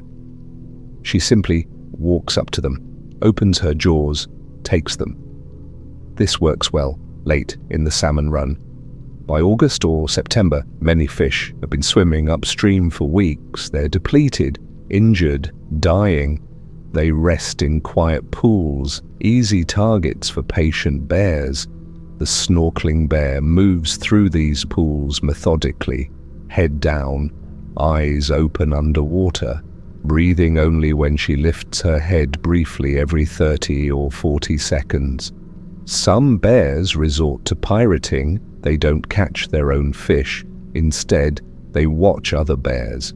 When another bear catches a salmon and carries it to shore, The pirate rushes over, attempts to steal the catch. This works if the pirate is larger than the fisher, doesn't work if the fisher is dominant. The interactions are usually brief. The pirate approaches, the fisher assesses. If the pirate is bigger, the fisher drops the salmon and retreats. The pirate takes it. If the fisher is bigger, they might bluff charge, defend their catch. The pirate backs away, tries again later with a different bear's fish. Young bears sometimes beg rather than pirate. They approach a successful fisher carefully, use submissive body language, make soft vocalizations. Occasionally, the fisher shares, leaves scraps, allows the younger bear to finish what remains. This isn't common. Bears don't usually share food, but it happens enough to make begging worthwhile for desperate young bears. Diving represents the deepest technique. The bear submerges completely, swims to the bottom of a pool, searches for dead or dying salmon that have sunk. She can hold her breath for a minute or more, long enough to find a fish, grab it, return to the surface. This happens mainly in fall when many salmon have died after spawning. The belly flop looks comical but serves a purpose. The bear positions herself above a pool, watches salmon swimming below, then launches herself off the bank, lands hard on the water. The impact stuns nearby fish temporarily. She grabs one before it recovers, carries it to shore. The technique works occasionally, not reliably, but often enough that some bears use it regularly. Each method matches certain conditions, certain times of season, certain river characteristics. Early summer brings strong, healthy salmon. Stand and wait works best. Late summer brings exhausted fish. Snorkeling becomes more effective. Fall brings dying salmon. Diving produces results. The bears adjust their techniques to current conditions. A single bear might use multiple methods in one day. Stand and wait for an hour. Catch nothing. Switch to walking the shallows. Dash and grab for a while. Still nothing. Move to a different pool. Try snorkeling. Finally, success. Flexibility matters. Being willing to change approaches, to adapt to what's working right now rather than what worked yesterday.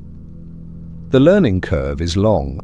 Young bears watch their mothers fish for 2 summers. They see which techniques work, which locations produce, which timing matters. But watching isn't the same as doing. When they're independent, they must practice. Fail repeatedly. Slowly develop skill through experience. Some bears never become proficient fishers. They live in areas without salmon, or they learned from mothers who were poor fishers themselves. These bears focus on other food sources, berries, nuts, insects. They survive fine without salmon. The fish are valuable but not essential for all bear populations. For coastal bears, though, salmon make the difference between adequate weight gain and exceptional weight gain. A bear eating berries might gain 2 pounds daily during hyperphagia. A bear eating salmon might gain 4 pounds daily. That difference determines how heavy she enters hibernation, how long her reserves last, how healthy her cubs grow. The best fishers catch 30 fish daily during peak runs. Each fish provides 1,500 calories. That's 45,000 calories from fish alone. Add berries and other foods, and daily intake reaches 50,000 calories or more. This abundance exists nowhere else. No other food source provides such density, such availability, such consistent nutrition. But abundance varies year to year. Some summers bring massive salmon runs. Fish crowd the rivers. Bears can hardly avoid catching them. Other summers bring poor runs, few fish, Long waits between catches, competition intensifies. Dominant bears claim all the good spots. Smaller bears go hungry despite trying every technique they know. The river keeps flowing whether fish are abundant or scarce. The water moves over stones with the same steady sound. The bears keep fishing whether catching many or few. Standing, waiting, watching, the patience never changes. Only the results vary. The bears accept this. They have no choice. They fish because fishing is what bears do here, what they've always done. What they'll continue doing as long as salmon return each summer. Evening comes, the bear catches one more fish, carries it to her usual eating spot on the bank, removes the skin carefully, eats the brain, leaves the rest. She's full now, content.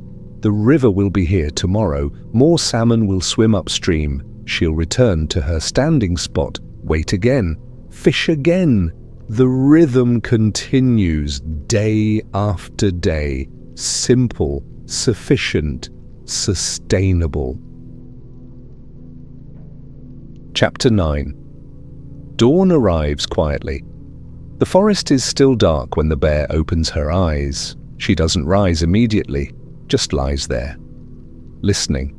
The bird sounds begin softly, a few chirps, then more. She lifts her head, tests the air. Slowly, she stands, stretches. The day has begun. This happens roughly 30 minutes before sunrise. Not exactly 30 minutes, sometimes 20, sometimes 40, but always in that dim time between night and morning. She's waking with the forest, moving when other creatures move, following a rhythm older than memory. Her first steps are slow, stiff from sleep. She walks to a nearby stream, drinks. The water is cold, clear. She drinks for a long time, then lifts her head. Water drips from her muzzle. She stands there, just stands, looking at nothing in particular. Waking fully takes time. The morning foraging begins without urgency. She moves to a meadow she knows, grass still wet with dew. She lowers her head and eats, methodical, steady, the same motion repeated, bite, chew, swallow. Step forward, bite again. This continues for an hour, maybe longer, no rush, no destination, just eating and moving. We can track her path through the meadow, a wandering line, not straight. She follows the best grass, curves around rocks, deviates toward a patch of clover. The route looks random, but it's not. She's reading the ground, choosing each step based on what's available right there, this moment, this exact spot. By mid-morning, she's covered perhaps half a mile, not far, but she wasn't trying to travel, she was trying to eat. The distance happened as a side effect. Now the sun is higher, warmer. She leaves the meadow, enters forest shade, finds a comfortable spot beneath a large fir tree, and lies down. This rest period lasts 2 or 3 hours. She sleeps some of that time, dozes other parts, sometimes just lies with eyes open, watching light filter through branches, listening to wind move through needles, existing without purpose beyond resting. The morning activity tired her. The afternoon will require more energy. So she rests between. You might do something similar on a quiet day. Wake, eat breakfast, feel sleepy again, mid-morning, lie down for a while. We call this natural rhythm. The bear follows it without naming it, without thinking about it, just responding to what her body needs. The afternoon brings renewed movement. She rises around 1 or 2, drinks again at the stream, then begins foraging in a different direction. The morning meadow is behind her. Now she's walking through forest, turning over logs, looking for insects underneath. The grubs are small, each one barely a calorie, but they add up. She finds a good log, spends 20 minutes on it, eats dozens of grubs, moves to the next log. This pattern continues, log after log, stone after stone. She's not traveling toward anything, not heading for a destination, just moving through her territory, feeding as she goes. The afternoon progresses. This way. Slow. Steady. A mile covered in 3 hours. Maybe a mile and a half. The pace varies with what she finds. Good foraging slows her. Poor areas speed her up. Another rest comes in late afternoon. Shorter this time. An hour perhaps. She lies in shade near a berry patch, sleeps lightly, wakes, eats some berries, sleeps again. The day's heat has peaked. Activity feels harder now. Rest feels better. So she rests. No schedule demands otherwise. No clock tells her to keep moving. She follows what feels right. Evening foraging begins as shadows lengthen. The temperature drops slightly. She returns to active searching. This berry patch holds her attention until dusk. She eats steadily. Berries disappear by the hundreds. Her paws move efficiently. Strip a branch, move to the next. The mechanical repetition continues as light fades. She's not thinking about each berry, just eating. The action itself has become the thought. Full darkness brings the day's final activity. She walks to a resting spot she used 2 nights ago. A small clearing with soft ground. She rakes leaves together, arranges them into a rough circle, tests the pile with her paw, adds more leaves, then lowers herself onto the bed, circles once, settles, tucks her nose under her paw, and becomes still. The day covered perhaps 3 miles total, not in a straight line, more like a wandering loop. She ended roughly 2 miles from where she started. Tomorrow she might return to that starting meadow, or she might continue in a new direction. The pattern emerges over weeks, not days. Her territory is the sum of many days of wandering, many miles of patient movement. Male bears travel farther, 4 or 5 miles daily, sometimes more during breeding season, but the pattern is similar. Wake at dawn, forage, rest, forage, rest, forage, sleep. The rhythm doesn't change with the distance, just the scale. Larger territory, longer walks between resting spots, more miles covered but at the same unhurried pace. We notice how rarely bears run. Young cubs run while playing. Bears run when startled. But normal travel is walking, steady, sustainable. A bear can walk all day without tiring. Running would exhaust her quickly, waste energy, serve no purpose. Walking gets her where she needs to go. That's sufficient.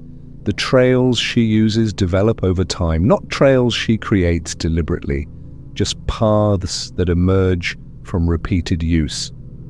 She walks through a certain gap in the brush, again the next week, again the month after. Eventually the vegetation shows wear. A slight depression forms in the soil. It becomes easier to walk there than elsewhere. So she continues using it. The trail deepens gradually. Other bears use these trails too. They find the same easy routes, the same gaps, the same smooth ground.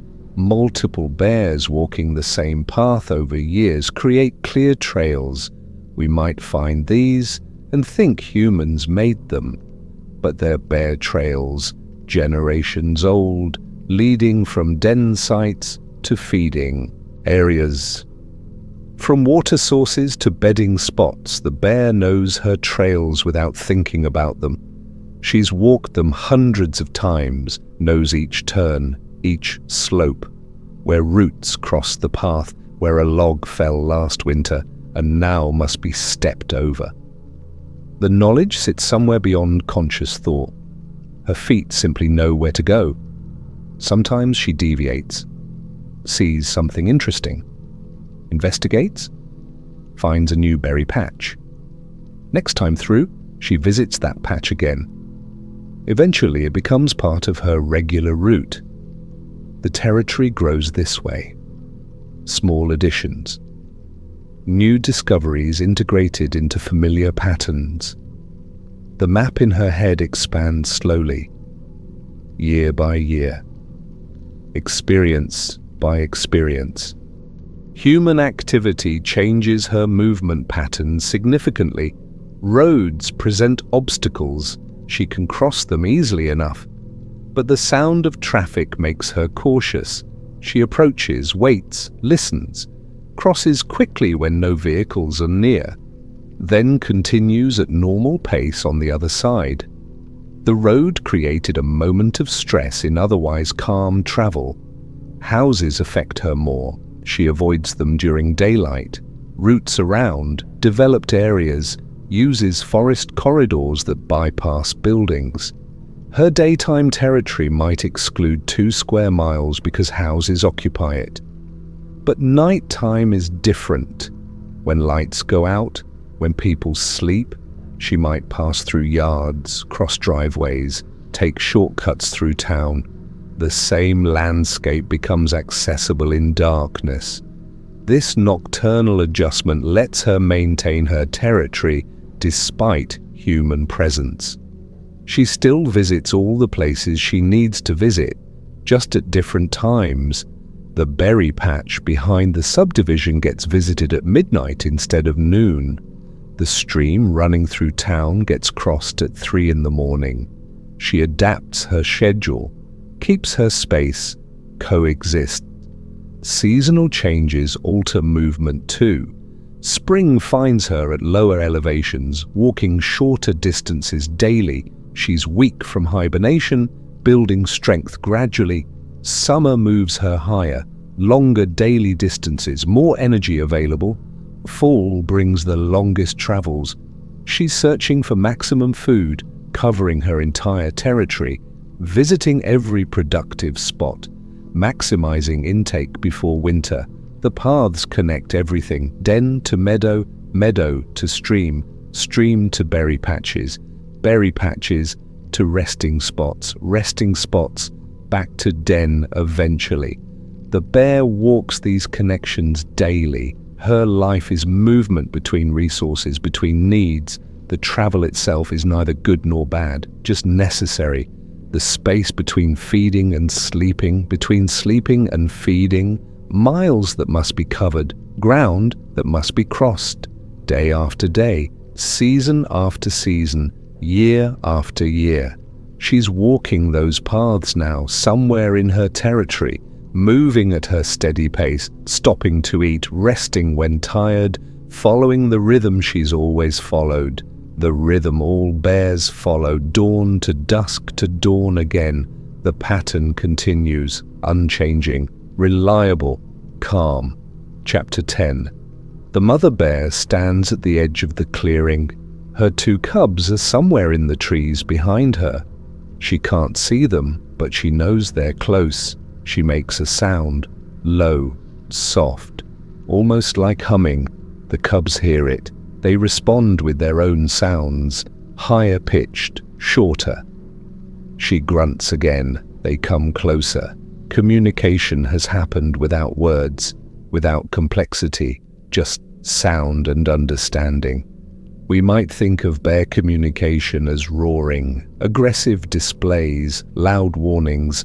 Those exist, but they're rare. Most bear conversation is quiet, subtle, a grunt here, a huff there.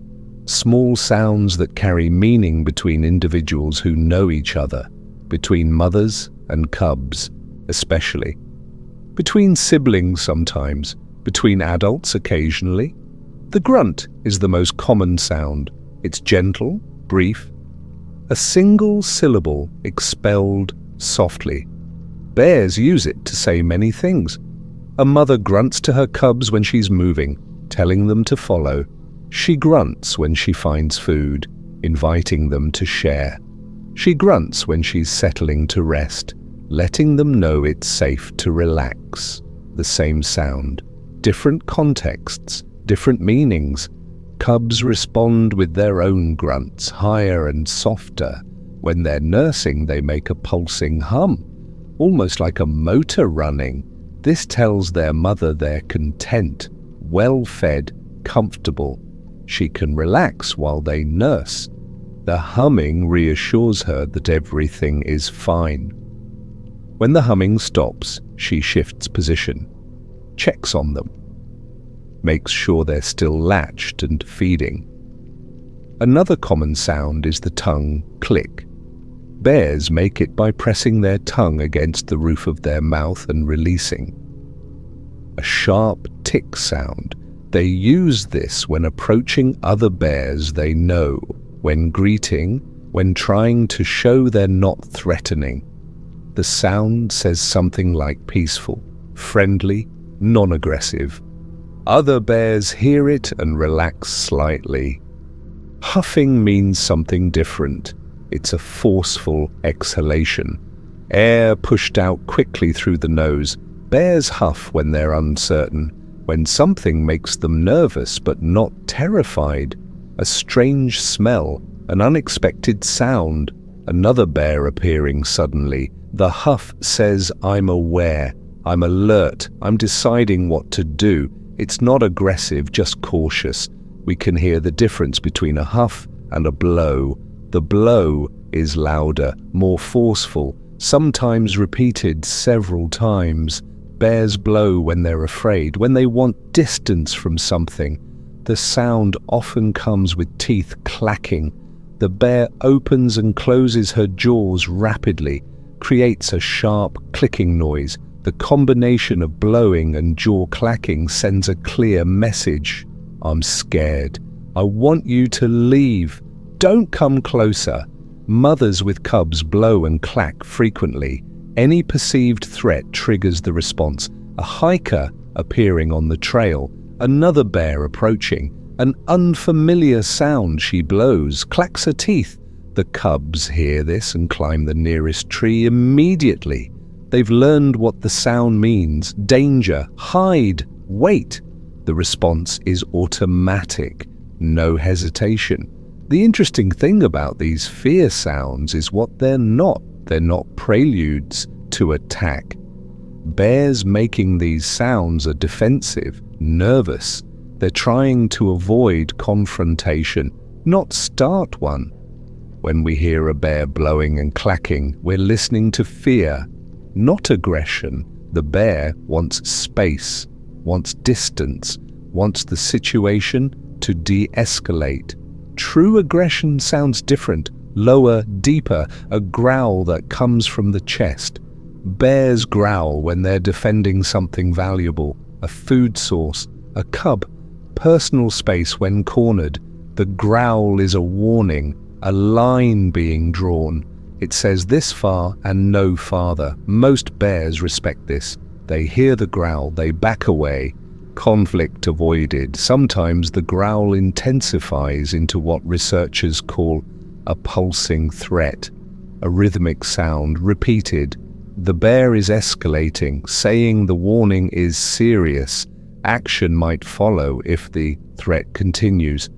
But even this isn't an attack sound, it's still communication, still trying to resolve the situation through sound rather than contact.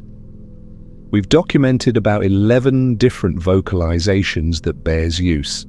Some are common, some are rare, all serve specific purposes. The variety surprises people. We think of bears as largely silent animals, and they are compared to birds or primates, but they have a nuanced vocal repertoire. They just use it selectively, economically, only when necessary. Body language carries as much meaning as sound, maybe more. A bear's posture tells us everything about her emotional state, her intentions, her comfort level. We just need to know how to read it. A relaxed bear looks loose. Her shoulders are down. Her head is at a natural angle. She might be sitting or standing casually. Her ears are in neutral position, not forward, not back, just there. Her mouth is closed or slightly open. She's breathing normally. Everything about her says calm, no tension, no concern. Compare that to an alert bear. Her head lifts, ears swivel forward. She's focusing on something, assessing. Her body becomes still. Not the relaxed stillness of rest, the frozen stillness of attention. She's gathering information, deciding whether the thing she noticed matters, whether she should move, whether danger exists. When a bear stands on her hind legs, people often interpret this as aggression. It's not. She's getting a better view, a better smell. Standing gives her height, lets her see over obstacles, lets her catch scent from farther away. She's investigating, not threatening. If we see a standing bear, we're seeing curiosity or caution, not the preparation for attack. Actual aggressive posture is different. The bear lowers her head, her ears go back flat against her skull, her mouth might open, showing teeth, her shoulders hunch forward, the whole body becomes compact, tense. This is the posture before action, before a bluff charge or actual contact. Most bears never display this posture. They avoid situations that would require it. The bluff charge looks terrifying. The bear runs directly at a threat, fast, determined, then stops short, usually within a few feet, sometimes within inches. She might slap the ground, might huff loudly, then she backs away. The charge was theater, performance, designed to scare rather than harm. And it works. Most threats retreat after a bluff charge. We can tell a bluff charge from a real charge by the follow-through. Bluff charges stop, real charges don't, but real charges are exceptionally rare. Most bear charges are bluffs, communication through action. The bear is saying, "I'm serious, I want you gone, this is your last warning." Usually that's enough. Cubs learn body language by watching their mother. They see her posture change when danger approaches. They mimic it. They see her relax when danger passes. They relax too. By their second summer, they understand the full vocabulary of bear body language, can read other bears accurately, can communicate clearly themselves. Play between cubs has its own signals. A play face, mouth open but relaxed, no tension in the jaw, ears forward, body loose and bouncy. Cubs approach each other with this expression. It says everything that follows is play, not real aggression, just practice. They wrestle, bite gently, chase, all with the play face maintained. If one cub gets hurt, the play stops immediately. They check each other, make sure everyone's fine. Adult bears rarely play. Occasionally we see young adults engaging in brief play sessions, usually siblings who haven't fully separated yet. But mature bears past their third or fourth year don't play. The behavior disappears, gets replaced by efficient, serious interaction, purpose-driven rather than exploratory. Scent marking is communication too. Bears rub against trees, leave their scent on the bark. Other bears smell this, learn who's been there when they passed through. Male bears mark more frequently than females, especially during breeding season. The scent says a male is present, is available, is claiming this area temporarily. Bears also bite trees, reach as high as they can and leave tooth marks. These marks communicate size. A bear seeing marks 6 feet up knows a large bear made them. A bear who can only reach 5 feet knows they're smaller than whoever marked this tree. The height marker becomes a way of comparing size without direct confrontation. Some researchers think bears scratch trees to remove old claw sheaths, like cats do. The scratches become inadvertent communication. Other bears see them, can estimate the size based on scratch height and spacing, can tell how recently the scratches were made by how weathered they look. Information transfers through physical marks on trees. We find these marked trees throughout bear territory. Some trees show decades of marking, layers of old scent, old scratches, old bites. These become information hubs. Bears visit them regularly, check for new marks, add their own. The tree becomes a message board, a place where bears communicate across time, leave notes for others who pass by later. The communication between a mother and her cubs during their first year is constant. She grunts, they respond. She makes the motor sound when nursing time is calm. They hum back. She huffs when she's uncertain. They freeze and watch her for guidance. She blows and clacks when frightened. They run to safety trees. The conversation never stops. It's the foundation of their relationship, of their survival. As the cubs age, the communication becomes more nuanced. They learn to recognize her different grunts. The follow me grunt sounds slightly different from the food here grunt. The I'm resting grunt differs from the danger has passed grunt. The differences are subtle. We might not hear them, but the cubs do. They respond appropriately to each variation. The cubs also develop their own communication with each other. Sibling bonds form through sound and body language. They grunt to each other when separated briefly, reassuring each other, maintaining contact. They use play signals before roughhousing. Make sure everyone understands what's happening, prevent misunderstandings that could lead to actual fighting. When family breakup happens, the communication changes dramatically. The mother who has been grunting reassurances for 17 months suddenly growls at her yearlings, chase them away. The sound is harsh, unfamiliar, confusing. The yearlings don't understand initially. They return. She growls again, charges them. Eventually they get the message. The conversation is over. The relationship has ended. They must leave. This silence between separated family members continues for the rest of their lives in most cases. The mother avoids areas where her offspring settled. They avoid her. If they encounter each other by accident, there's no greeting, no recognition sounds. They pass like strangers. The communication that defined their first year together ceases completely after separation. Adult bears encountering each other communicate primarily through posture and movement. Size comparison happens visually. Ear position, body orientation. These signals establish hierarchy without sound. The smaller bear turns slightly sideways, shows submission.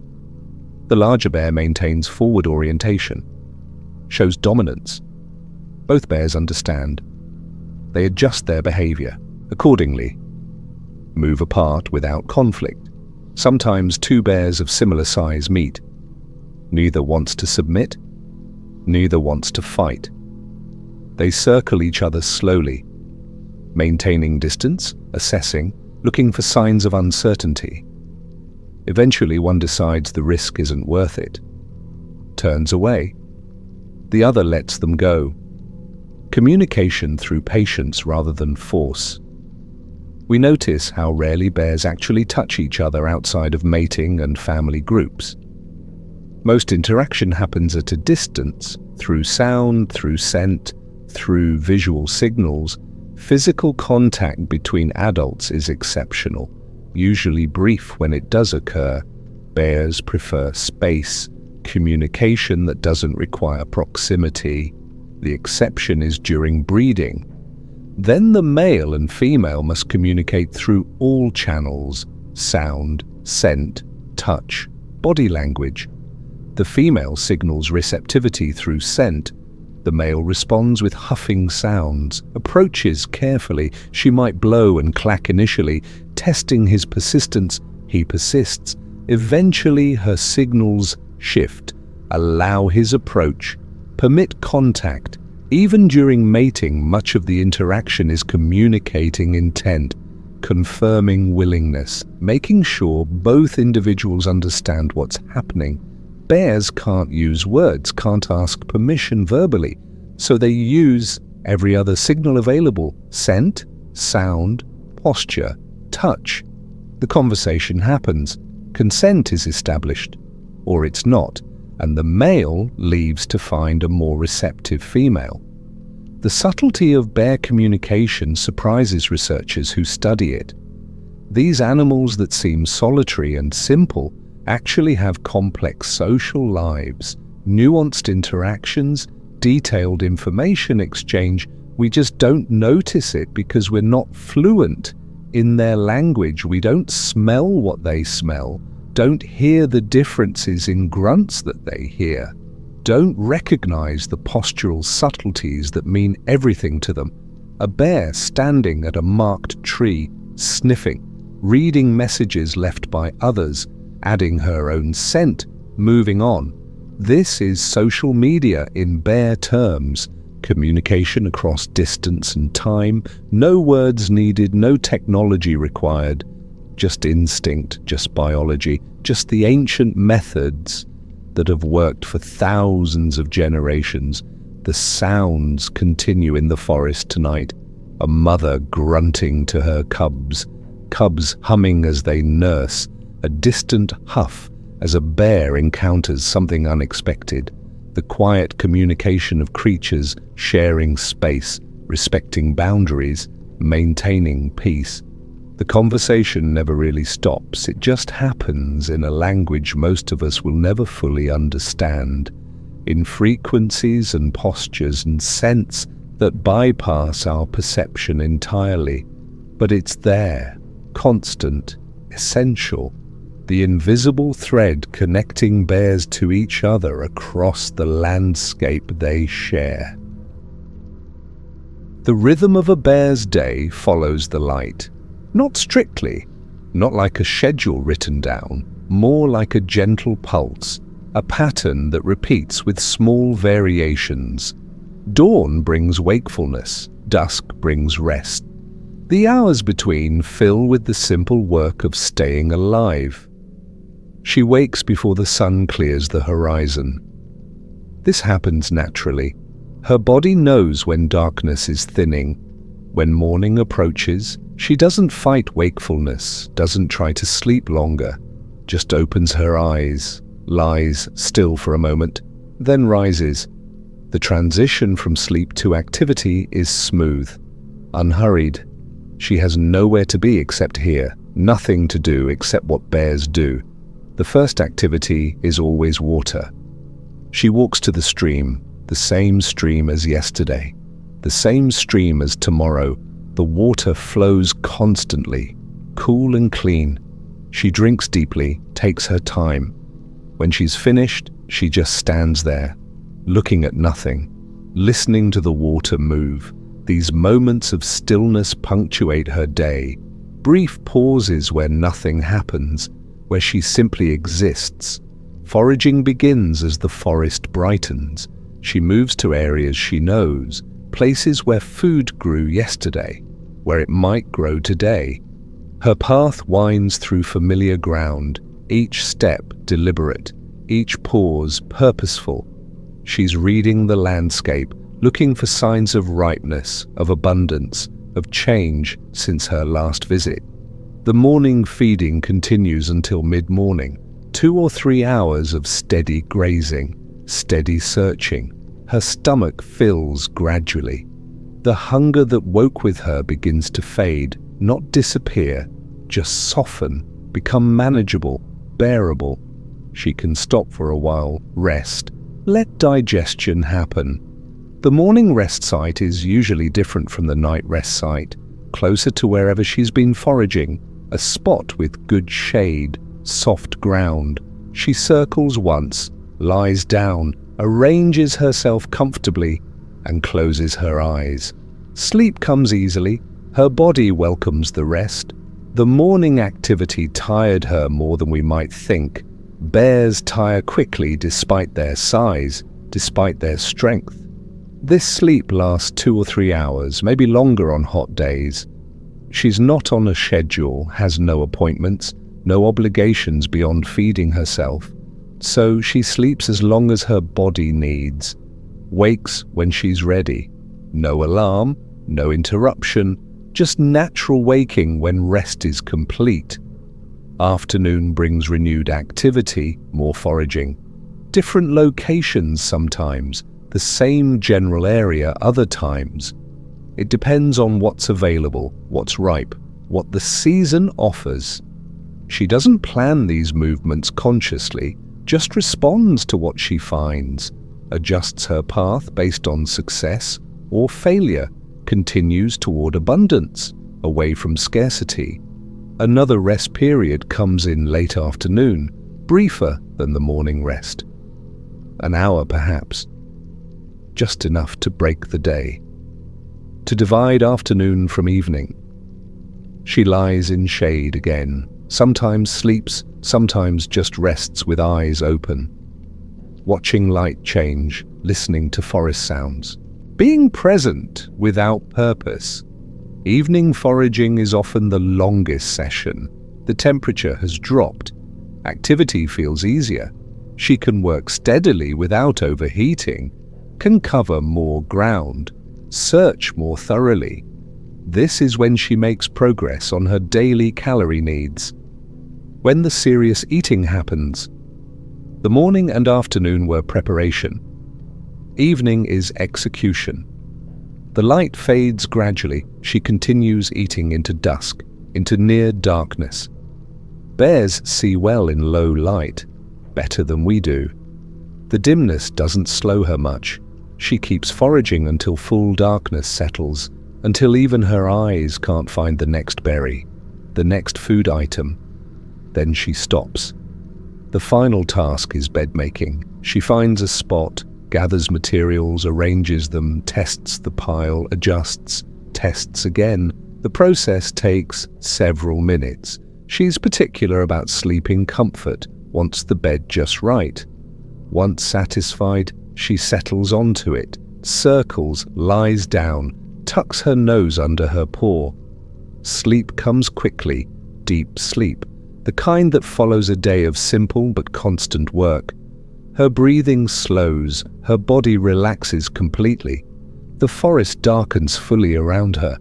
Night creatures begin their own patterns, but the bear sleeps through all of it, undisturbed, safe, resting but tomorrow.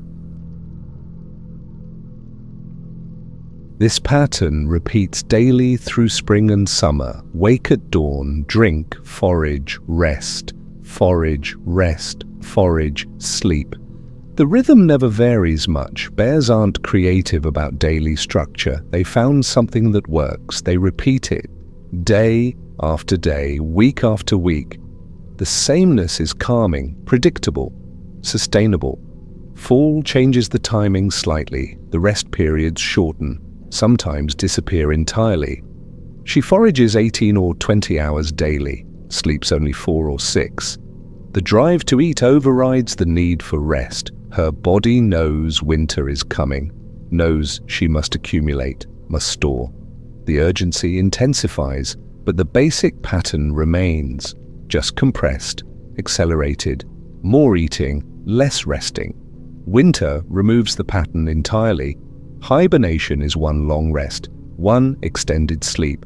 No waking at dawn, no foraging sessions, no afternoon naps, just continuous dormancy. The rhythm stops, pauses, waits for spring to restart it. When spring returns, so does the pattern, as reliable as the seasons themselves. Dawn, water, forage, rest, forage, rest, forage, sleep. The rhythm that defines a bear's life, the pulse that carries her through seasons and years. Simple, steady, unchanging. She follows it without thinking, without questioning. It's simply what bears do, what they've always done, what they'll continue doing as long as forests exist, and seasons turn and the sun rises each morning over mountains and valleys and the quiet places where bears live their quiet lives. The night deepens, the bear sleeps on. Somewhere in the forest the pattern continues, will continue, tomorrow and tomorrow and tomorrow. The endless cycle of waking and eating and resting and sleeping, the rhythm of survival, the pulse of existence, steady, calm, eternal,